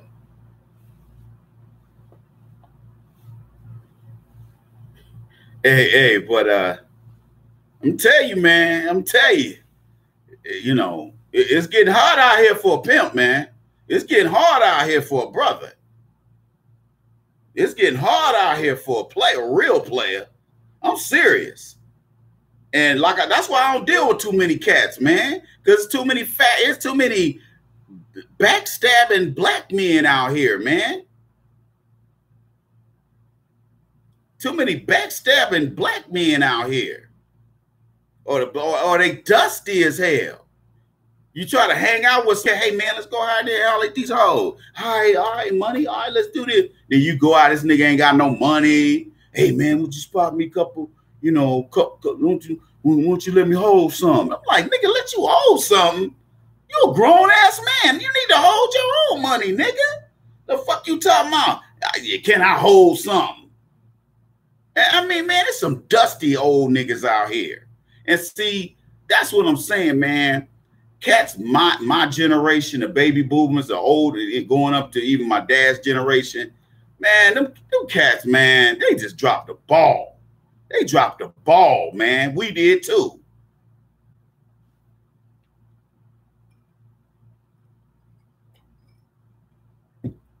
Can't say it no better than that. We dropped the ball, man. Now you got these young black men and women out here who are just left naked.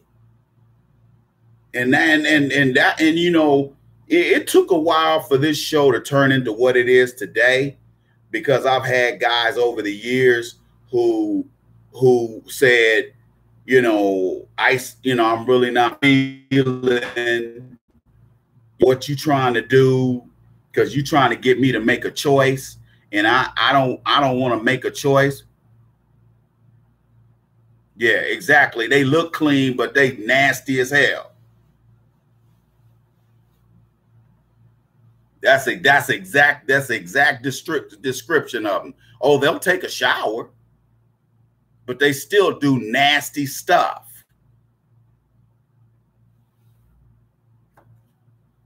That's why I was like, nah, I'm good. I'm good. I've walked away from some of them, man. I just couldn't take it. I'm just like, I'm not here to straighten up somebody's life, man. I'm not here to tell somebody about hygiene.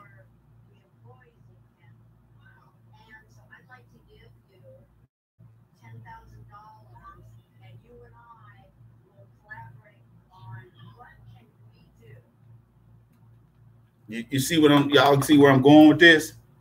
That's why it takes a code of conduct and a code of honor. See, I have both. It's good for black men to have a code of conduct, but it's even better to have a code of honor, because a code of honor is something you're willing to die by. Okay?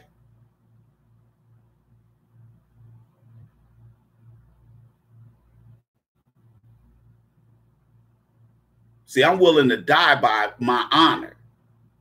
Are you? I've put my life on the line plenty of times in battle and back in the world, on these streets. I'm not afraid to throw lead. I don't go to the shooting range every week, but I go. Okay? Get your Second Amendment game up.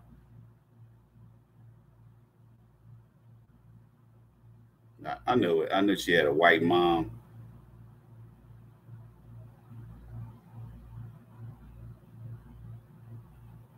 Wait a minute, is this a dude? Oh yeah, he got a fat white woman for mom. Typical.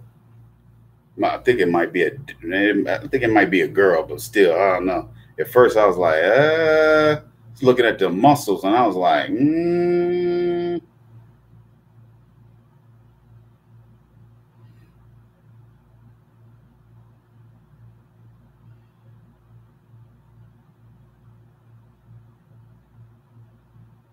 Y'all see where I'm going with this? We need to do better.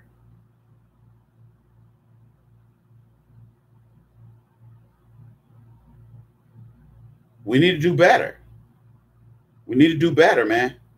And you know, we got to stop promising black women shit and start doing. Oh, not this tilted kilt shit. I've never liked that place, man. I've never eaten there. These, you know, that old we sell tits and ass, but we really don't sell tits and ass type places, restaurants. I don't like that fake ass shit. Because look, you know what? I'm old school.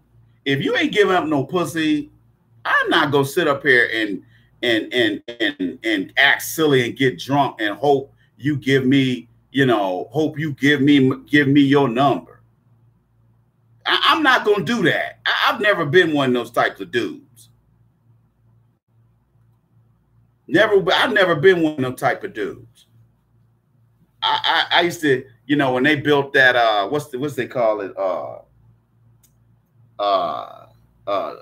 Twin Peaks.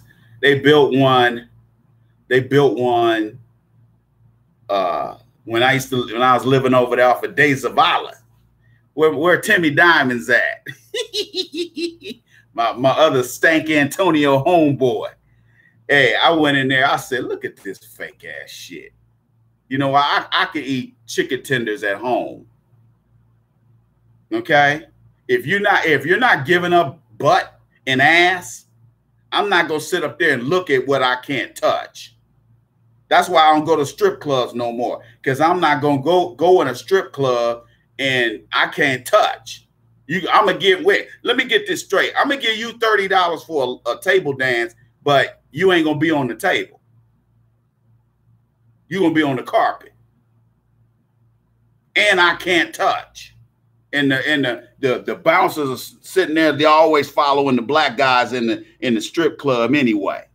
Even if you come in there with a bachelor to do a bachelor party, they'll still be like, "Let me see what these niggas doing. Better not be touching none of that pure white ass. Black men don't touch pure Christian white booty. That's for us to touch." Well, sorry to disappoint you, Honky McGee, but I've touched plenty of them. And I've left them spoiled. Mm-hmm. And I love spoiled.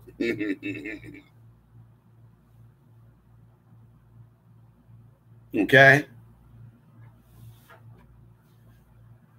Nah, that ain't my style, man. Not my style to go to them kind of places.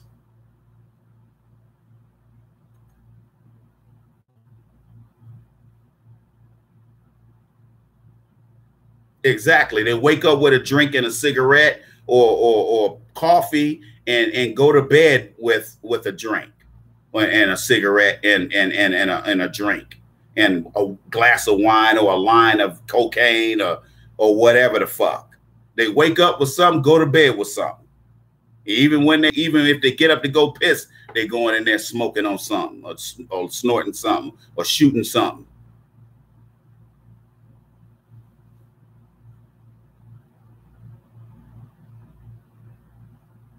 Yeah, exactly. Temporary tags on their car. Oh, they driving down the street in the 82 Cutlass. Everybody got a cigarette all out the car. They smoking them Pall Malls. And guess what they got in the back seat? You guessed it, a case of Pabst Blue Ribbon. Okay? Or they got the champagne of beers. Hey, Slit Small Liquor Beer. Hey, that's the champagne. Hey, if you got the time, I got the beer. Miller Beer. That's the man beer.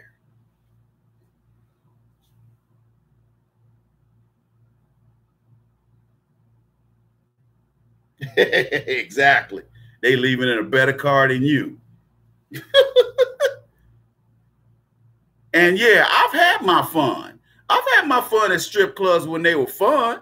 But again, if I can't touch, that's when I stopped going to strip clubs. When they stopped. That wasn't the only reason, but that was one of the main reasons. I stopped going when they really start outlawing guys touching them. I was like, oh, hell no. Oh, no, I'm done. I'm done. I ain't taking care of no single mom. I ain't taking care of no stinking ass single mom. I can't stand single moms. I mean, I ain't that I can't stand them. I just don't like what they stand for, because they don't want to admit that they're a failure. The ones that and granted, they're not necessarily a failure. Sometimes they're not a failure because they did something wrong. I'm not saying that, because some of them are good people and they can't help their circumstances. Who I'm talking about are the ones that purposely make stupid decisions. I'm not talking about the ones that ended up having to walk away from somebody because, you know, or they walked away from them, you know what I'm saying, and it didn't work out. That's who I'm talking about. So I don't have a problem with all single moms, ladies and gentlemen. I just have a problem with the ones who don't think it's important enough to be somebody's wife. They would rather be, you know, a Calamity Jane and somebody who is more concerned about their promiscuity over raising a child properly, and you don't care that much about your child to make sure they have a good home, because your child without the father is not family. You're a dysfunctional outfit, but you're not a family. And because of that kind of policy going on in black homes, now we have a situation where we have a crisis, a social crisis going on. And if you have a social crisis, you're going to have a political and economic crisis as well.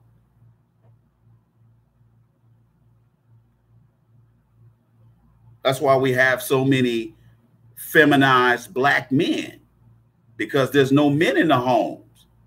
I'm not saying that somebody can't still become a homosexual even if they got their daddy at home, because homosexuality has nothing to do, it has nothing to do with genes. Genes don't determine whether somebody's a homosexual, because your genes make that decision for you on what equipment you're going to get. So we know that it's a lie that somebody is born a homosexual. We know that's a lie, but that's the lie they keep telling. And if they keep telling it long enough, people are going to keep listening, and they're going to be some new people who are going to be listening, who are going to think that's law because a Caucasian person said it. But there's no evidence that would suggest or support that homosexuality is genetic. We know it to not be. If I was at home, I'd show you my DSM-5 and what it says about homosexual. Well, DSM-4, because I have the DSM-4 and 5. I had 4 when I was in school, and then as soon as I graduated, here they go come out with DSM-5. Ain't that just like an asshole?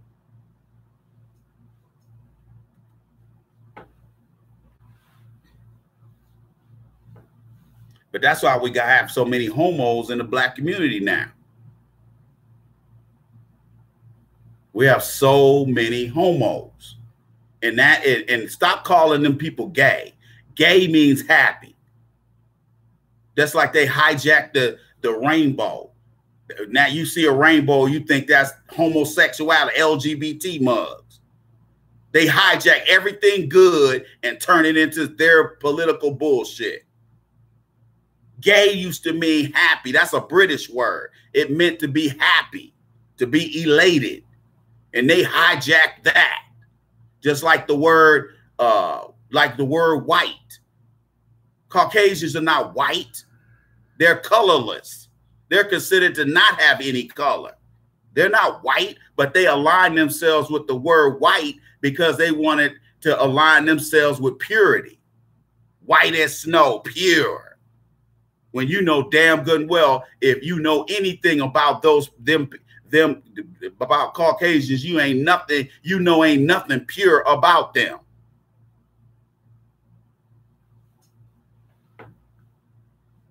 That's why I would never marry one of them.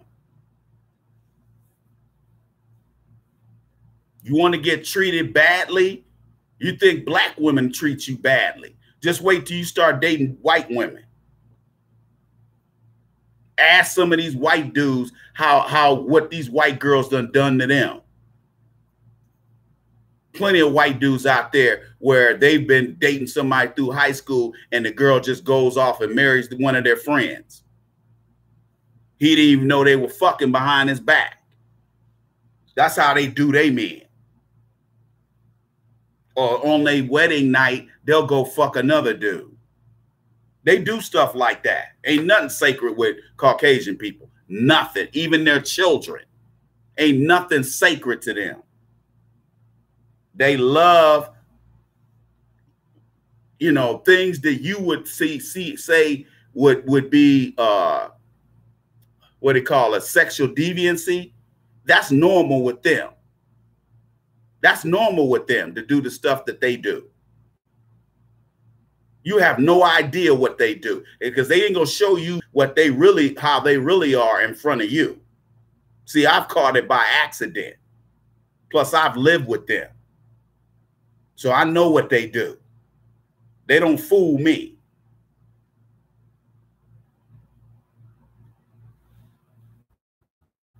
But they got us fucked up. They've been putting us in the trick bag for 500 years. And we keep falling for the bullshit. We keep falling for the same bullshit every year. We fall for the same bullshit every election cycle. We keep falling for the same shit. Man, if we could just get these Democrats in here, we'll be okay. And you fall for that shit, and it's the same shit. Look at Doug Jones down in Alabama. Black folks got him in the office, and he didn't even thank their asses. He didn't do shit for them, and he ain't gonna do shit for them. That's the thanks black people get for putting his fat ass in office.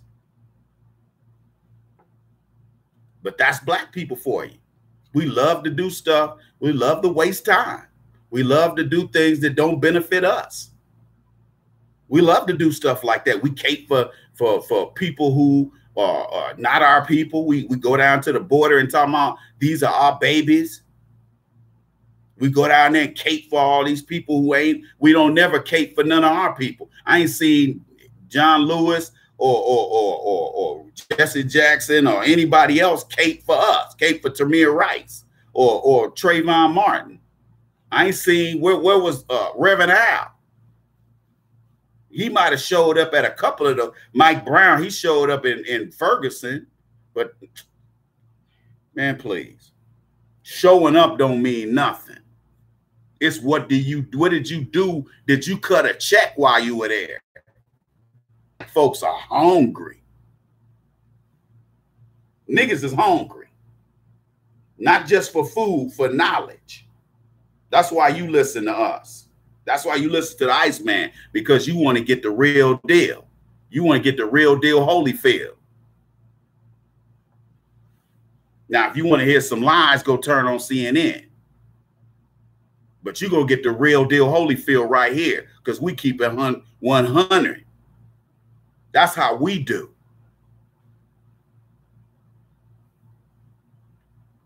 You want to hear some bullshit, turn on Don Lemonade. Fuck out of here. We gonna listen to some real news. You gonna turn on Don Lemonade. Don, I like dicks on my forehead, lemonade.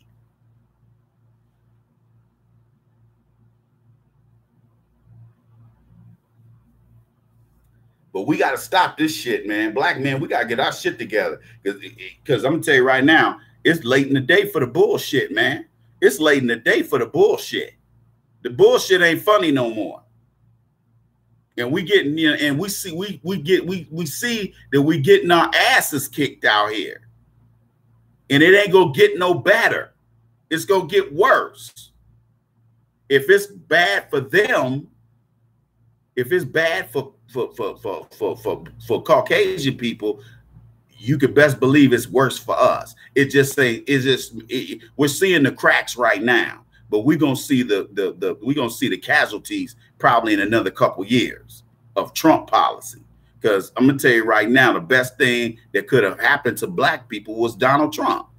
But see, cheesy Negroes and Negroes who wanna be Negro bedwenches and coons and butter biscuit collectors, they're the ones who are pitching a bitch about your boy Donald Trump. You see what I'm saying? They pitching a bitch about him because all the welfare holes, all the single moms, yeah, they're mad. They don't like him. They don't like Donald Trump because Donald Trump is cutting their welfare and they Section 8. He's cutting all the nigga trinkets. He's cutting all the nigga trinket programs, all the Section 8. They even making it hard to get SSI. You can't have your 30-year-old son come down there to get SSI no more. Hey, act like you retarded, Raynard. Can you talk?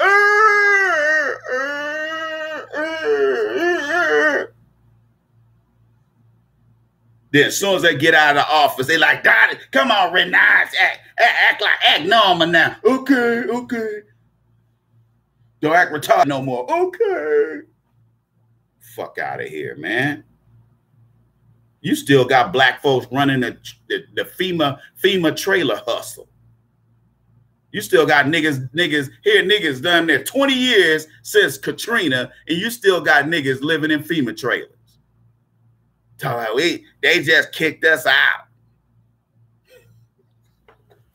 You raggedy niggas. How the fuck you gonna sit up here and be? How the fuck are you gonna? How black women? How do you make a career out of being a roach? How? And I'm not talking to all black women. How do you make it popular to live like a rat, a sewer rat at that? You got niggas just now getting out of FEMA trailers, and them FEMA trailers smell like formaldehyde. You really got to be a sorry motherfucker. You really got to be a sorry motherfucker to live in a FEMA trailer. You really do. I'm sorry. You don't care nothing about yourself. You don't let white supremacy beat you down so far that you would live in a trailer that smells like a coffin. And that's exactly what you're living in, a coffin. When you live in the projects, you're living in a coffin. Every time you leave the house, you could be killed. And your children can be raped or killed. Because there ain't nothing but a bunch of alligators around. Now, you still seeing single moms sending their kids out there in the street by themselves. I always see young black girls, 15, 16 years old, walking damn near in the dark by themselves, walking home. Why? And you got race soldiers out here scooping up black women and raping them. They out here raping black women, and you sitting up here letting your 15-year-old daughter walking around with skin-tight clothes on. I was driving down the street to my crib the other day, and there's this bus stop, and I don't know if there's apartments near there. There's actually some apartments about maybe almost 3/4 of a mile down the street that are down this street and down the street and then over there. And I don't know if they're Section 8. They don't look like Section 8 apartments, but they look very, very weird looking apartments. But it seemed like all the niggas come from over there. And then I guess they got to walk all the way down over here to get on the bus to go to a certain place. And sometimes I see these fat black women with all their old kids. And if they got teenage daughters, they tee their daughters out there with skin tight shit on, belly showing. They already 13, 14 years old out there walking around with their ass showing, and their mamas think it's okay. They'll be the next baby making baby bastard baby makers for the next generation. So those of you brothers out here who, you know, live up in my area, make sure you avoid them hoes, because they're the next generation's hoes. And if you do got a cut, make sure you put on 2 condoms,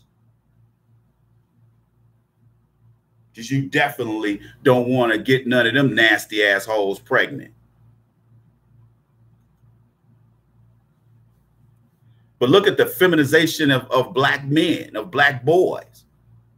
Look at all these sugar booty asses out here. They're married dating women, and you up here going to homo clubs. They're playing "It's Raining Man," hallelujah, it's raining. Your ass in there going like this. It's raining man. Okay, you men on film, nasty nigga, and you got a family at home. Oh, come on, Brown Sauce. I know you don't like that goddamn song. Hey, or be like, everybody does now. They like that at the homo clubs too. Everybody does now. White people just got hip to that song last week. White people are so late, man. That song almost 30 years old.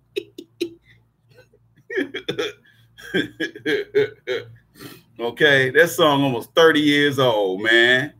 Now back in the day, we used to party off of that mug. But you Caucasian people, you got to ruin everything.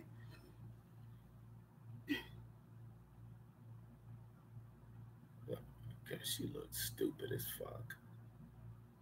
Everybody does now. Now feel the music. Yeah, right, said Fred. Yeah, I ain't like that. You know them dudes is homos, right? Them right, said Fred dudes. That's why I didn't like that song. Yeah, it was popular. So was the Macarena. You didn't see me dancing to that shit. Macarena. That song was so stupid. God, I hated that fucking song. That song and that "I'm Too Sexy for My Shirt," that's a dumbass fucking song, man. They used to play that shit at the Air Force Base. I was like, man, why y'all playing that shit? Y'all playing that shit at the E Club. I be like, man, all the white people be out there, too sexy for my shirt. Too sexy. I'm like, and I'll be looking at some of them dudes, some of them white dudes. I'll be like, oh man, I ain't homo. I ain't no homosexual, man. I'm like, you says you too sexy for your shirt. And you white dudes is on the dance floor taking your shirts off. So I'm wondering, dog. See, you can get away with that in the Air Force now. You couldn't get away with that back in them days. Okay? If you was rather flighty about the booty hole, yeah, you'd got thrown out back in my day. But see, you can be, put dicks on your forehead and still be in the military today. Okay, back in my day, you got your ass beat, and I mean beat, and you wanted to get out of the Air Force because them guys didn't let up. They didn't play that shit. You don't want to be in no foxhole with no homo.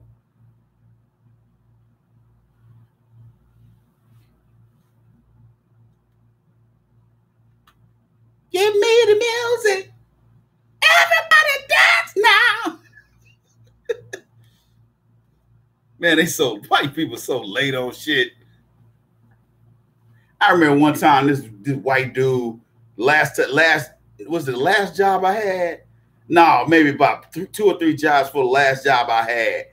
This white dude was like, yeah, I love that Humpty dance. And he said it more than once. And I was like ignoring his goofy ass. And then he said, yeah, that Humpty dance. And we were about to ruin, and he was about to do it. And I was just like, dude, what the fuck is you talking about? He said, yeah, that Humpty dance. I said, dude, do you know how old that song is? That song is over 25 years old. I didn't have nothing else to say to him that day. I was like, dude, get out of my face. You sound like a goofball. I'm like, you ignorant ass. I can't deal with it, man. Sorry, can't deal with it. Can't deal with it, y'all. Yeah, I didn't like that Ricky Martin shit, shake your ass and all that. Come to find out, he was shaking his ass for real. And you do know which way I mean that. Something told me he was funny style, but I didn't want to believe it. But when we got confirmation, I said, I bet the rest of them Menudo guys was, had dicks on their foreheads too. Yeah, La Vida Loca. I hated that shit. I couldn't stand that song either. I couldn't stand that shit, man. I'm serious. It was so fucking corny. Look here, man. If the shit was just good music, I give it up. Like I was looking at some shit on TV. They had the nerve. They always do this shit on Reel's channel. They always do some real slick shit. Like when Prince died, when George Michael died and Prince died, they did a show where 30 minutes they talked about Prince. For 30 minutes they talked about George Michael. I don't know why they even doing them two in the same. George Michael wasn't on the same level with Prince. George Michael had a lot of fans. Yeah, he sold over 100 million records, but Prince sold way more than that.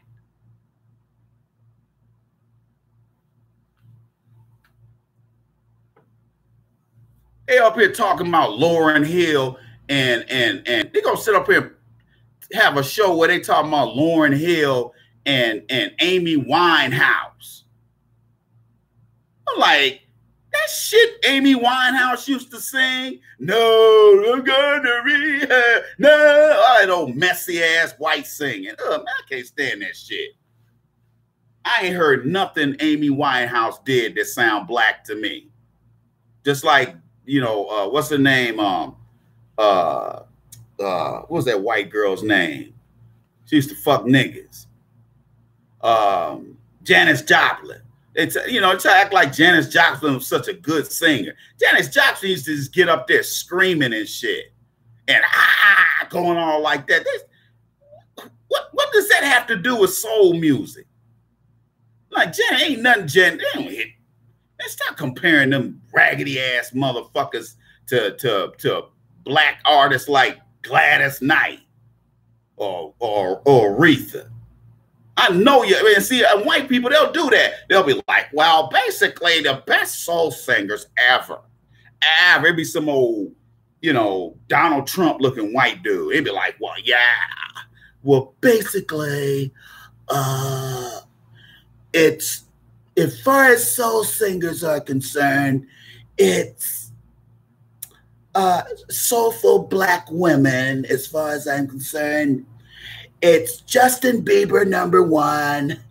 It's Madonna, #2. It's what's her name with the fat girl, the fat British girl. What's her name? Apple Pie. That's her name, Apple Pie. She's about as big as an apple pie. A giant apple pie. Adele, yeah, Adele. Then it's Adele. Then it's Amy Winehouse. And I guess we'll put Aretha Franklin. Aretha Franklin. Come and rock me, Aretha Franklin. Come and rock me, Aretha Franklin. Oh, and Gladys Knight and the Pimps. plus the pimps. And then I'm going to have a nice piece of beautiful chocolate cake. And then I'm going to have Stormy Daniels come by and you know, lick on my balls. Because I got dry balls from Air Force One. The air on Air Force One, it makes my balls dry. So I'm calling Stormy Daniels for a nice stormy romance. Fuck out of here.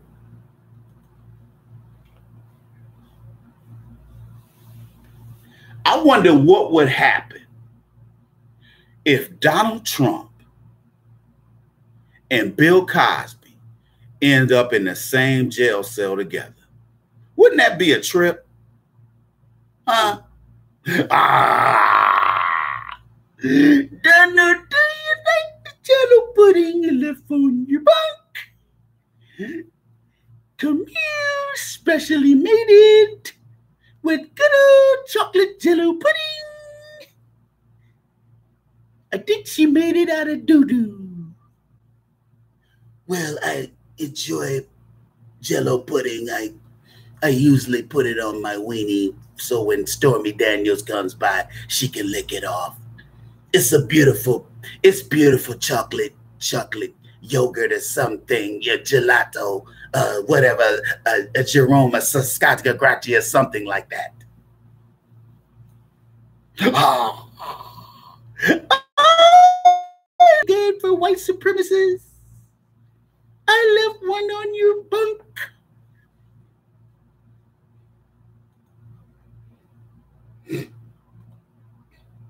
You digs?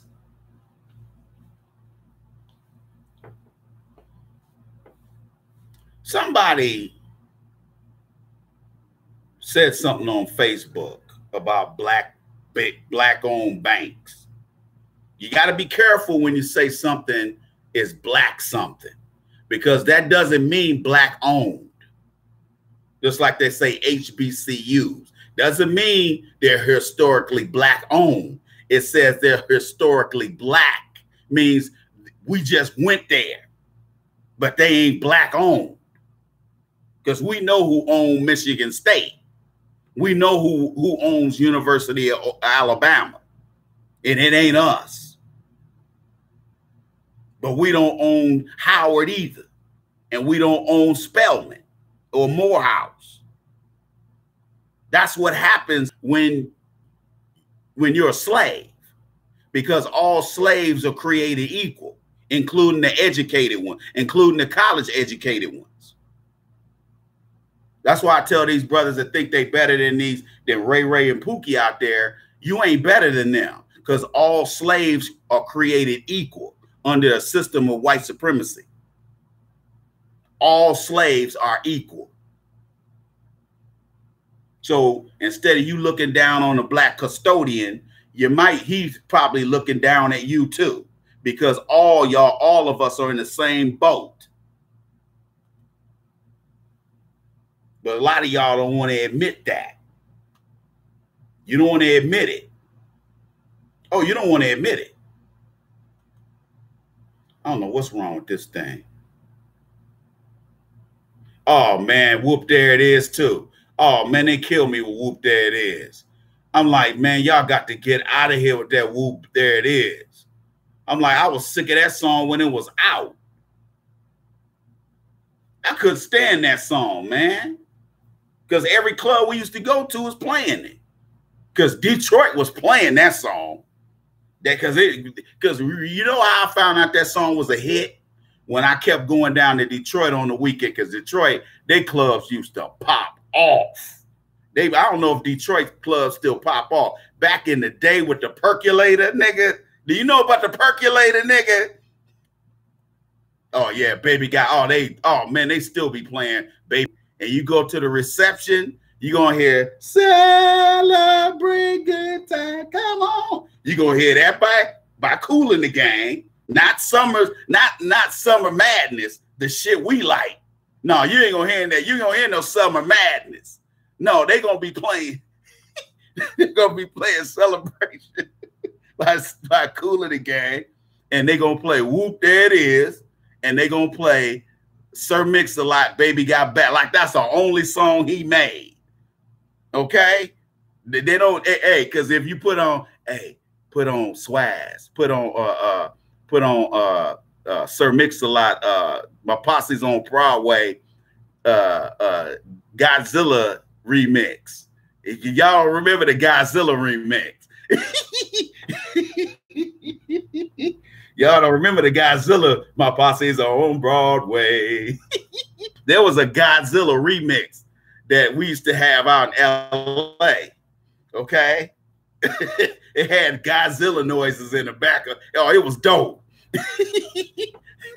Summer Madness is the shit. Hey, matter of fact, I'm gonna go download that off of Amazon. Yeah, I look. Hey, guess what I was playing today? Where my man? Where's Cigar Man at? Where's my brother McMillan at? My man McMillan, he's still on here. He might have dipped. My man McMillan, my Funky Town homie. Hey, man. Hey, I was playing some Crusaders. What you know about that, Human Paradox? Wait, what you know about them Crusaders, nigga? I was playing that shit down I-5 today. Keep that same old feeling. Da, da, da, da, da, da, da. Keep on. What you know about that, bruh?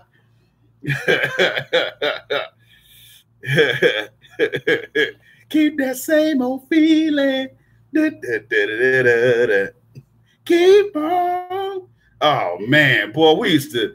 Man, the Playboy Jazz Festival, the Crusaders, the Bill Cosby always had the Crusaders up there. He always had them, but he had Pieces of a Dream and the Crusaders up there. Oh, yeah, Steve Harris. Oh, yeah, Slave. Slave is one of the coldest bands ever. A lot of people don't know, man, that Dayton, Ohio connection, boy. There was some bands that came out that motherfucker. Slave, Steve Arrington, shit, Zap, Roger Troutman and Zap, shit, Ohio Players.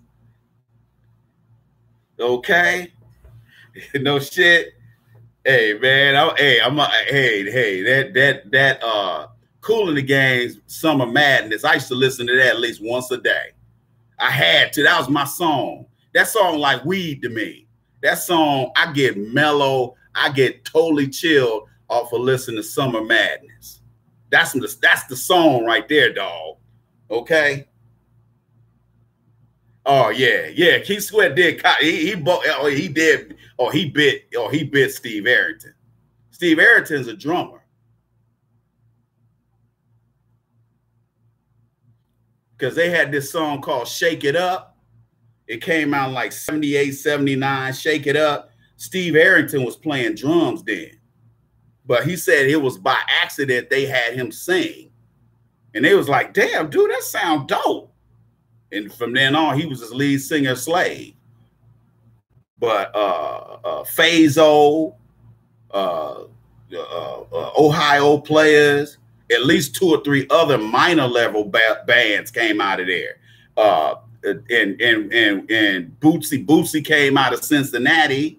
Bootsy and LA and Babyface, The Deal. No, Babyface came out of Indianapolis. But Babyface, they band played in Cincinnati. That's how they met Bootsy. They met Bootsy. Bootsy gave him his name, Babyface. He said, man, you look young as hell. You got a baby face.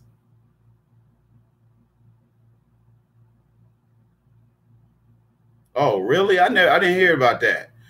Have they done an unsung on Slave? Because I know they did one on Digital Planet. They did one on 702. I used to like 702. They from Vegas. I got to look at that unsung on them. Man, I got 2 or 3 episodes of Power I ain't even seen yet. I ain't even gonna see it till I get home. But I usually DVR shows like 2 or 3 episodes of shows because of the, the ones that's on regular TV got all them commercials. So I usually like Animal Kingdom. Have y'all ever seen that on TNT? That's a badass fucking show. Jodeci movie, really? Oh, really? Damn, man. Yeah, a lot of them old dudes, man. Like them two cats that ain't no stopping us now, McFadden and Whitehead. Man, one of them dudes ended up, man, they fucked their money up so bad, man. One of them niggas was working he was working in like AutoZone. The other one drank himself to death. I mean, man, just doing stupid shit. And McFadden, he got killed. He was, he was down and out, man. He blew all his money, and then somebody killed him. He over there living in the hood in Philadelphia, where he from. I'm like, man, y'all niggas, what the hell? But all them niggas did was chase women and do coke. See, coke was a big thing back in the 80s.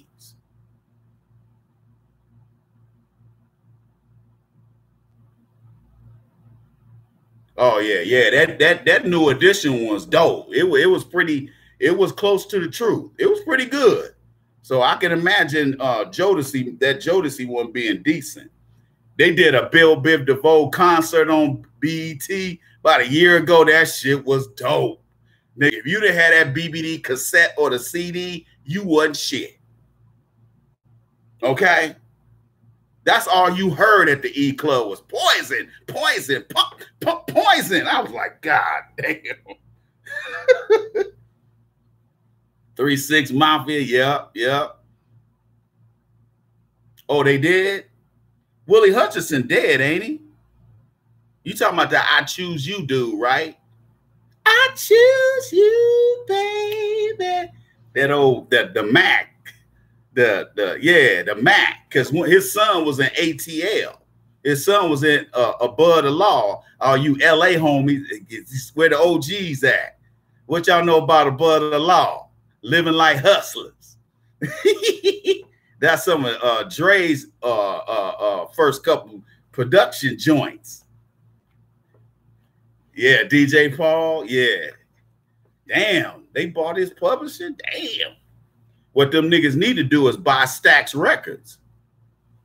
Because I'm going to tell you, DJ Paul got money. That nigga got money. He said all he do is stack his chips. He got some old white stripper living with him. I was like, what you doing with that bitch? Ugh. Man, he had his Academy Award in a box. I was like, nigga, somebody gonna steal that shit. Yeah, Code 187. Yeah, you know what's up. Yeah. Big, oh, that's Big Hutch? Oh, so his dad must be dead then, huh? Damn, I didn't know that. Yeah, DJ Paul, man, he was talking about he did a lot of investing. He said he invested a lot of his money. So did Juicy J. Them dudes is rich, man. Them dudes filthy, man. Yeah. DJ Paul I think he was on Vlad. Vlad had interviewed him. Vlad said, on Vlad, he said, hey man, I took care of my money. He said, when I do shows, I just pocket that money. I don't be blowing no money. Yeah, a lot of them do. By the time 3-6 Mafia did that soundtrack to Hustle and Flow, they were getting their publishing. Now, the first couple of albums they did, no, they ain't get their publishing. But they, it's hard out here for a pimp, all that stuff. Oh, yeah, they getting that. Oh, for real? It's hard out here for a pimp. I couldn't stand Taraji P. Henson's old dusty ass singing that song. That was so grimy. I was like, damn, that bitch grimy. But I mean, she did it. She sold it. But she kind of, I was kind of looking at her funny when I saw Baby Boy. I was kind of like, you might have a little hoe in you. Got a little hoe in you. She got a little young football player though. She must have put it on him. Must put some of that Empire pussy on his ass. Empire, nigga, Empire. Okay. She put she put some Empire Damon Dash on his ass. You owe me my money. Pay me my money, nigga.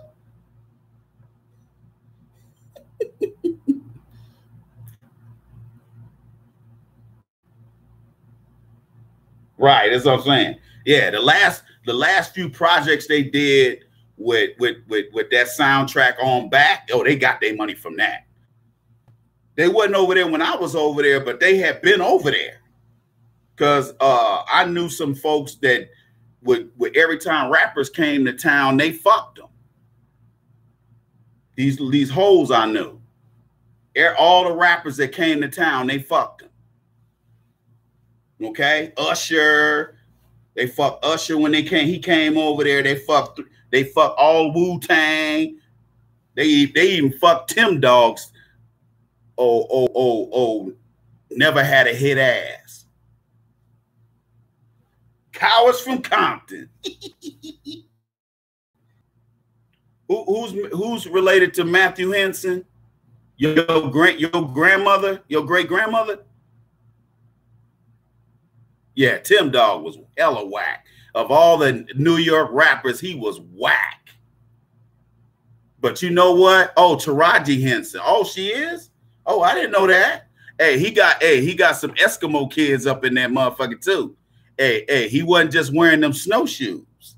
He was up there tearing up ass. Because you know how black men is. He got up there and got in them igloos with them Inuits. And they was like, oh, black man. Very heavy structured. Oh, black man. Oh, black man. Hey, they went from there. Hey, somebody was tearing up some igloo ass.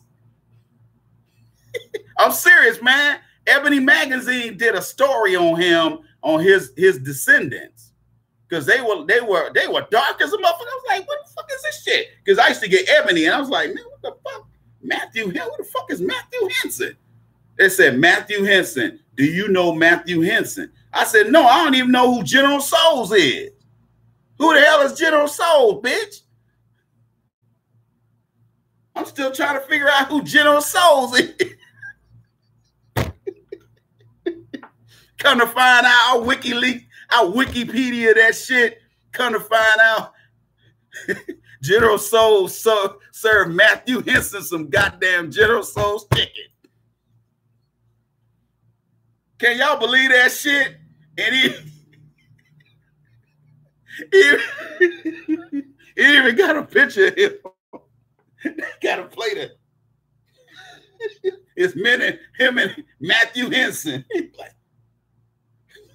They cold as a motherfucker. They can't even close their eyes just stuck open like this. They eating that General Souls though. Okay.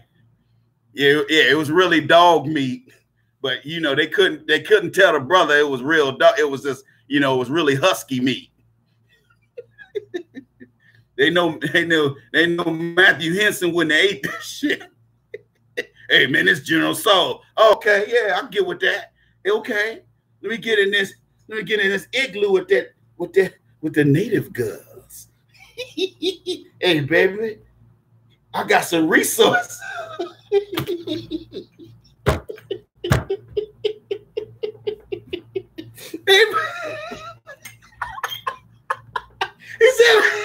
He said, hey baby, I got some ham from the big house. Hey man, you know that's how niggas used to get pussy back in the day. You know damn well when niggas in slavery. Hey baby, hey Kizzy, what you want? See, they had attitudes back then. They be like, look baby, oh, is that a piece of ham from the big house? Don't you tell Massa I got this piece of ham. Don't you know I fucks Massa? I'm going to go tell him when I'm sucking this little dangy thing. I'm going to go tell him you taking the master's ham. Got that nigga strung up for a piece of ham. Can you believe that? That's how I started. That's how niggas start flossing. Niggas come by in that horse and buggy from other plantations, pass by that plantation, they'll be like, that was like having, that was like having, having 24 sitting on razors. Look what we got, baby. We got resources. Careless, you malnutrition. We got resources. We got ham and biscuits from the big house. Big. Okay?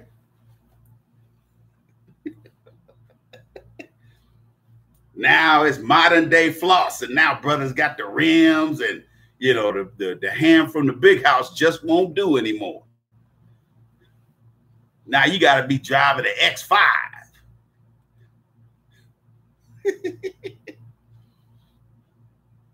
You digs? The big lie about black banks. Black banks, you know, Magic and Janet Jackson bought into One United Bank, which used to be Founders Savings and some banks from back east. They all merged and formed One United Bank. And they're on this thing where they're trying to get depositors from all around the country talking about do business with a black-owned bank. Look, people, let me tell you the truth about black-owned banks. This so you don't get disillusioned. Because, you know, it's late in the day for lies. We need to start telling the truth because we have children out here. We have young men and women out here who are totally lost. And they're lost because the last generation didn't teach them shit.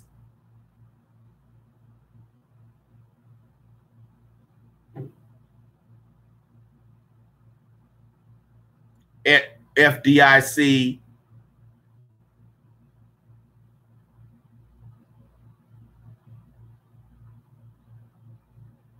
the FDIC insures bank accounts up to $250,000. The FDIC does not own the banks. Get your facts straight.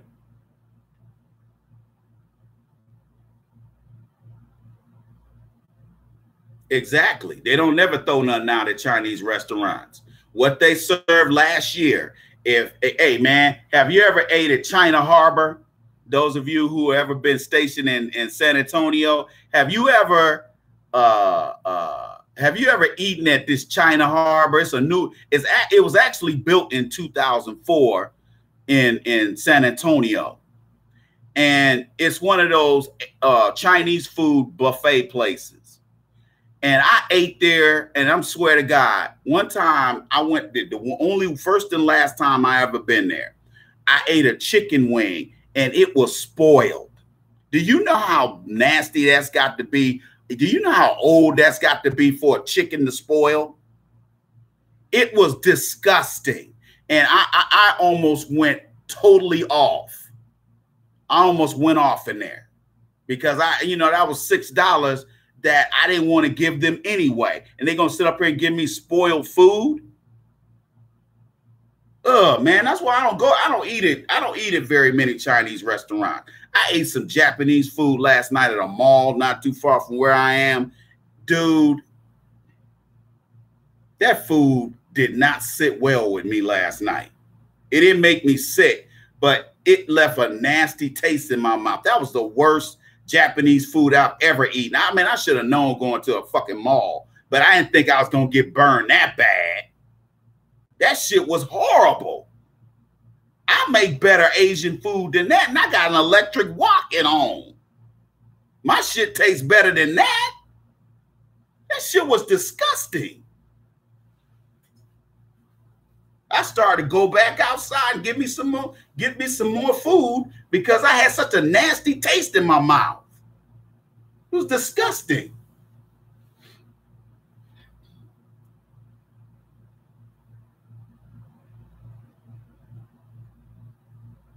But black-owned banks, they sit up here and play this role like they help people out in the community. They don't help us out. 80% of the loans that they tender are to Caucasian individuals and Caucasian-owned business commercial entities. They only loan 20% of their, and look, and almost all their depositors are what color? Black. See that I don't see that. See, I don't do the black bank hustle no more. I used to have money in black banks. I took my money out because they were the last.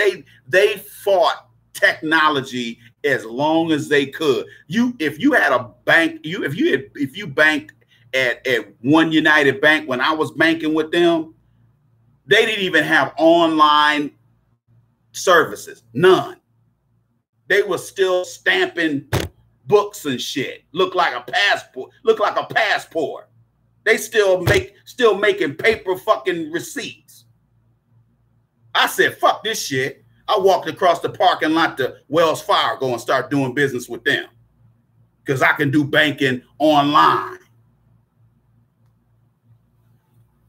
They take all them black folks depositor money and they sit up there and bet it against the market to give Hunky McGee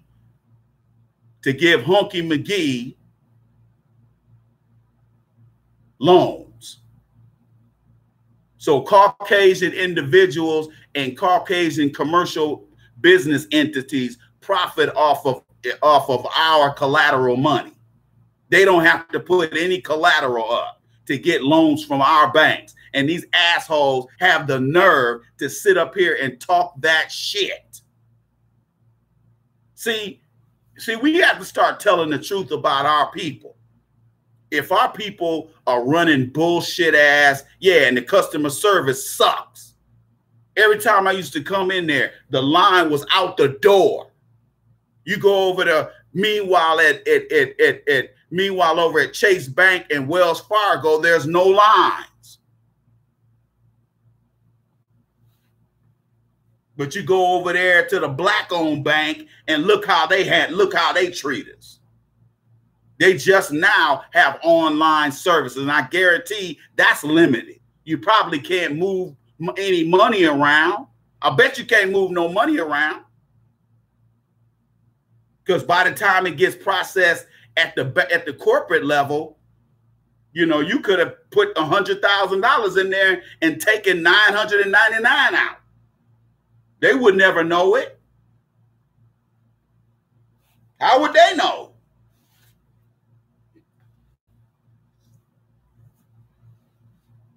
Know what black businesses to support.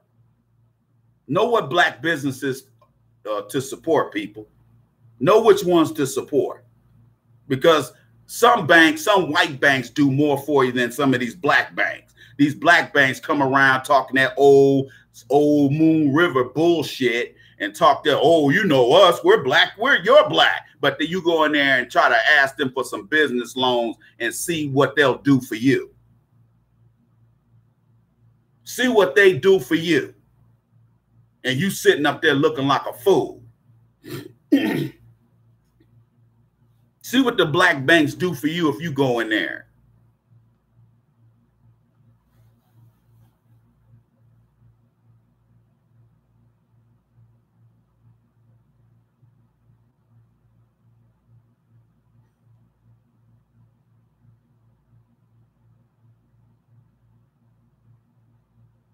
Yeah, credit unions, man. Credit unions are real good. You know, if you can use USAA, if you can use credit unions, if you're not a veteran, go use credit unions. They treat you good, man. I still do business with some credit unions. I still do business with them. Not a whole lot of them.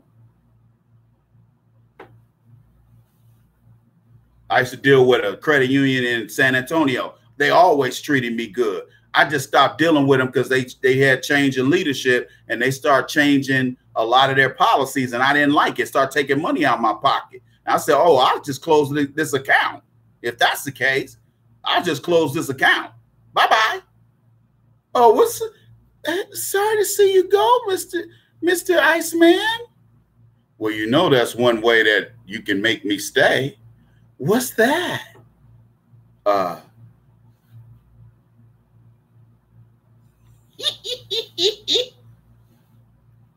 Hey, tell the little Asian girl to come in.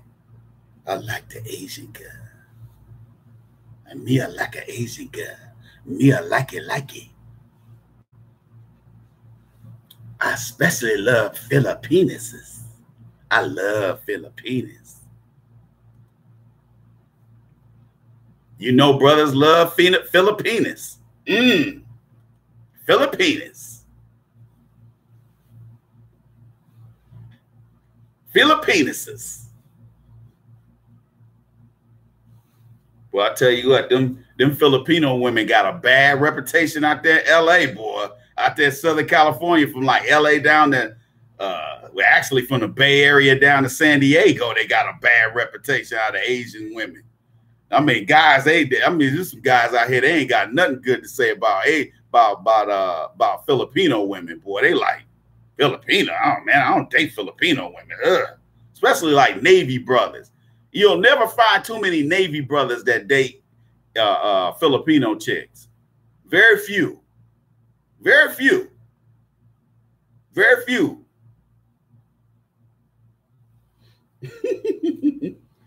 But black-owned banks don't do nothing for us.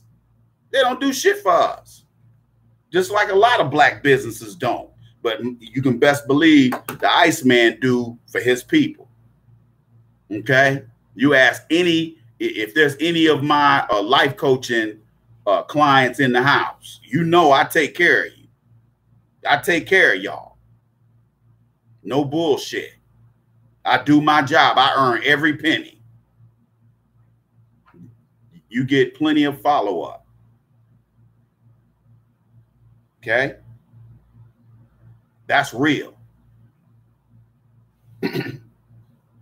But black-owned bank, but hey, everybody, make sure you go over to asktheiceman.com. Make sure you get over there. This is $10 Saturday. We're trying to get this $100 today. Okay?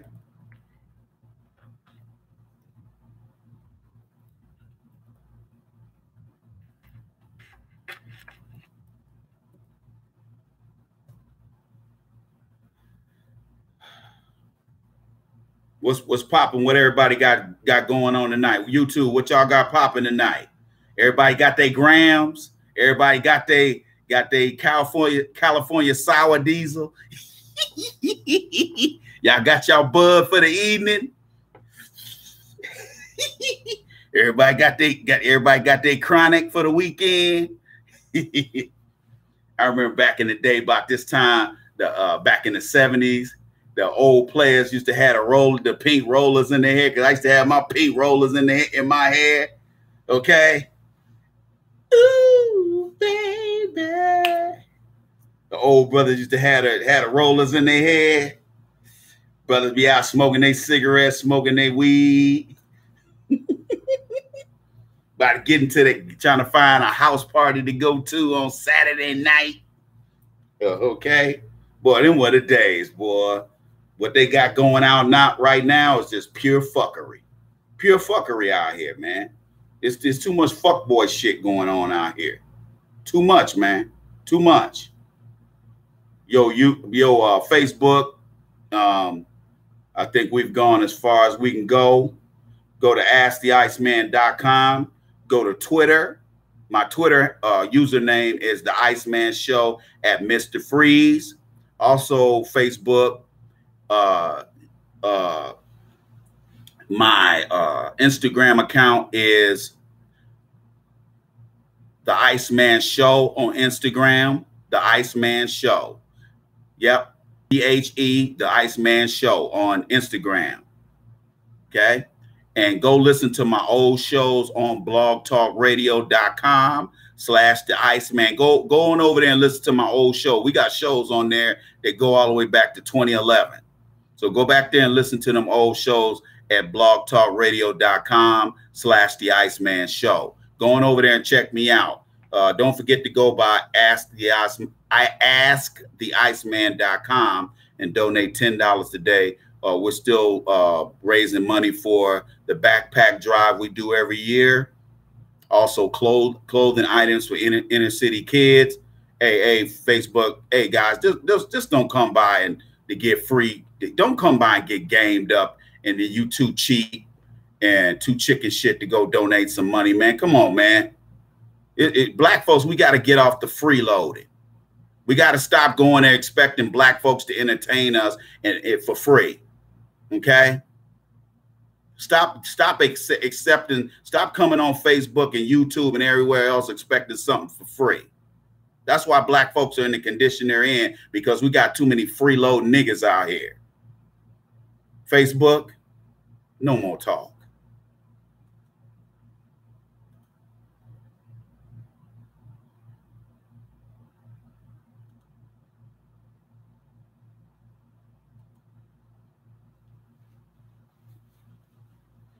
Get rid of them buster ass niggas. But black banks ain't shit. Okay? They're just like the NAACP and the Urban League. All they do is lie to us, pat us on the head, give us chicken shit, scraps, and that's it. They don't actually do anything for us. They don't get us out of bondage, out of economic bondage. All they do is take our money. And like the NAACP, I was an NAACP member for 6 months. I never renewed my membership because they are a bunch of coon, bedwench, mammy acting, ignorant ass black people.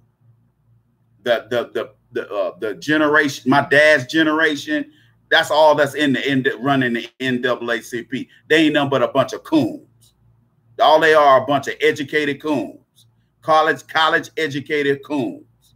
They don't want to hear nothing about black empowerment. They don't want to hear nothing about us helping ourselves. All they want to hear about is, hey, what church you go to? Where you get your from? Which church's chicken you go to? Because the church's chicken I go to over there by my church, man, that chicken ain't that good. That spicy ain't that good, man. Which one? All of them fat.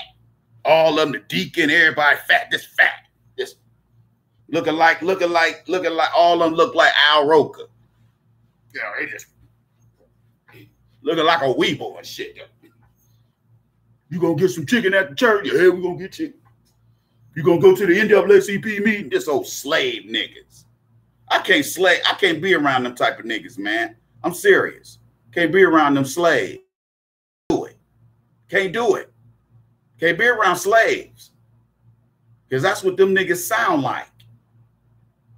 Like, get the fuck away from me with that slave shit. What everybody got popping? Or is everybody going over to General Soul's chicken? Is that where everybody going? That's where it's at tonight? General Soul's house? Oh, y'all could get tired of me saying that shit. Y'all gonna get so tired of me talking about General Souls. Oh man. Oh man. Let me stop acting the fool, man. Man, let me get up out of here, man. Hey, y'all go over to asktheiceman.com and donate, man. Those of you who've donated already today, thank you. I appreciate it. Those of you who haven't, come on, man. Shame on you, man. Come on, you got $10. Come on, player. I ain't asking you to donate every week. Come on, players. Let's get this done, man. Like I said, we as black folks, we gotta start looking out for our own, man. This is your way of starting that process. Okay. Those of you who have never donated any money before, thank you. But some guys have said, hey, Ice, I never donated, but I'm going to start donating now because I believe in you. And I appreciate it, man. I really do. I appreciate it. But let's not expect one or two people. Let's stop expecting one or two people to donate. You see what I'm saying? We can't expect one or two people to do all the donating. That's not right, man.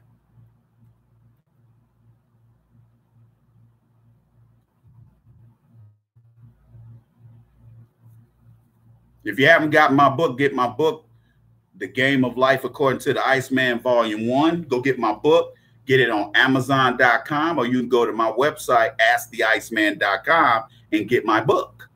Ask The Game of Life According to the Iceman, Volume 1. You digs? Get them shits, man. Get them shits. Get them shits, man. But check this out, man. I'm a bounce. What everybody got popping for tonight? What everybody got popping for tonight? I got me a couple little spiffies.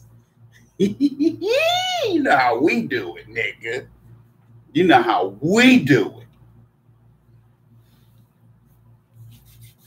So, you know, that's what we got popping. I don't know, something's wrong with the chat room. I don't know what's going on. He said, we know we black. He said, that money don't flow like water. Nigga, that sounds like some old 1970 shit. Yeah, man, I got them sometimes I'll be wanting to save time, so I get the pre-roll. But the problem with the pre-rolls is they burn too quick. They burn too goddamn quick, man. So it's like you got to hurry up and smoke it. You know, you be up there about to burn your fucking fingers. I'll be like, God damn, this thing be getting short.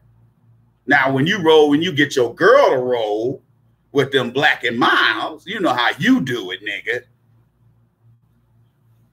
Shit, that motherfucker burn all night. You be like, shit, you be done busted about 3-4 nuts and still got half a blunt left. You like, damn, girl, you need to smoke this shit. Hey, girl, shit, let me suck on them titties.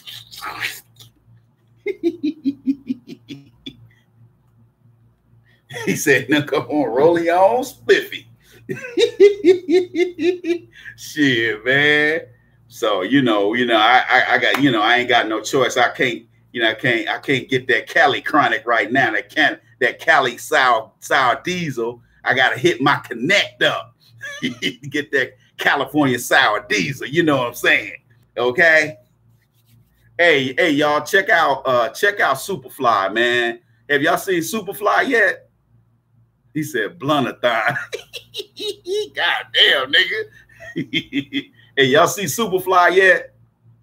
If you've seen the first one, go see the new one. If you haven't seen the first one, you ain't gonna understand the second one. Go look at that. It's probably on Netflix. The first Superfly, the OG. With Ryan O'Neal with the perm. See, if you were light skinned and had a perm like that back in them 70s like that, shit, nigga, you had all the bitches. You had all the bitches. Okay?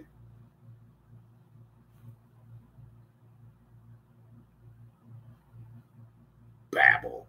Yeah, they ought to call it babble, because also all motherfuckers be doing is babbling.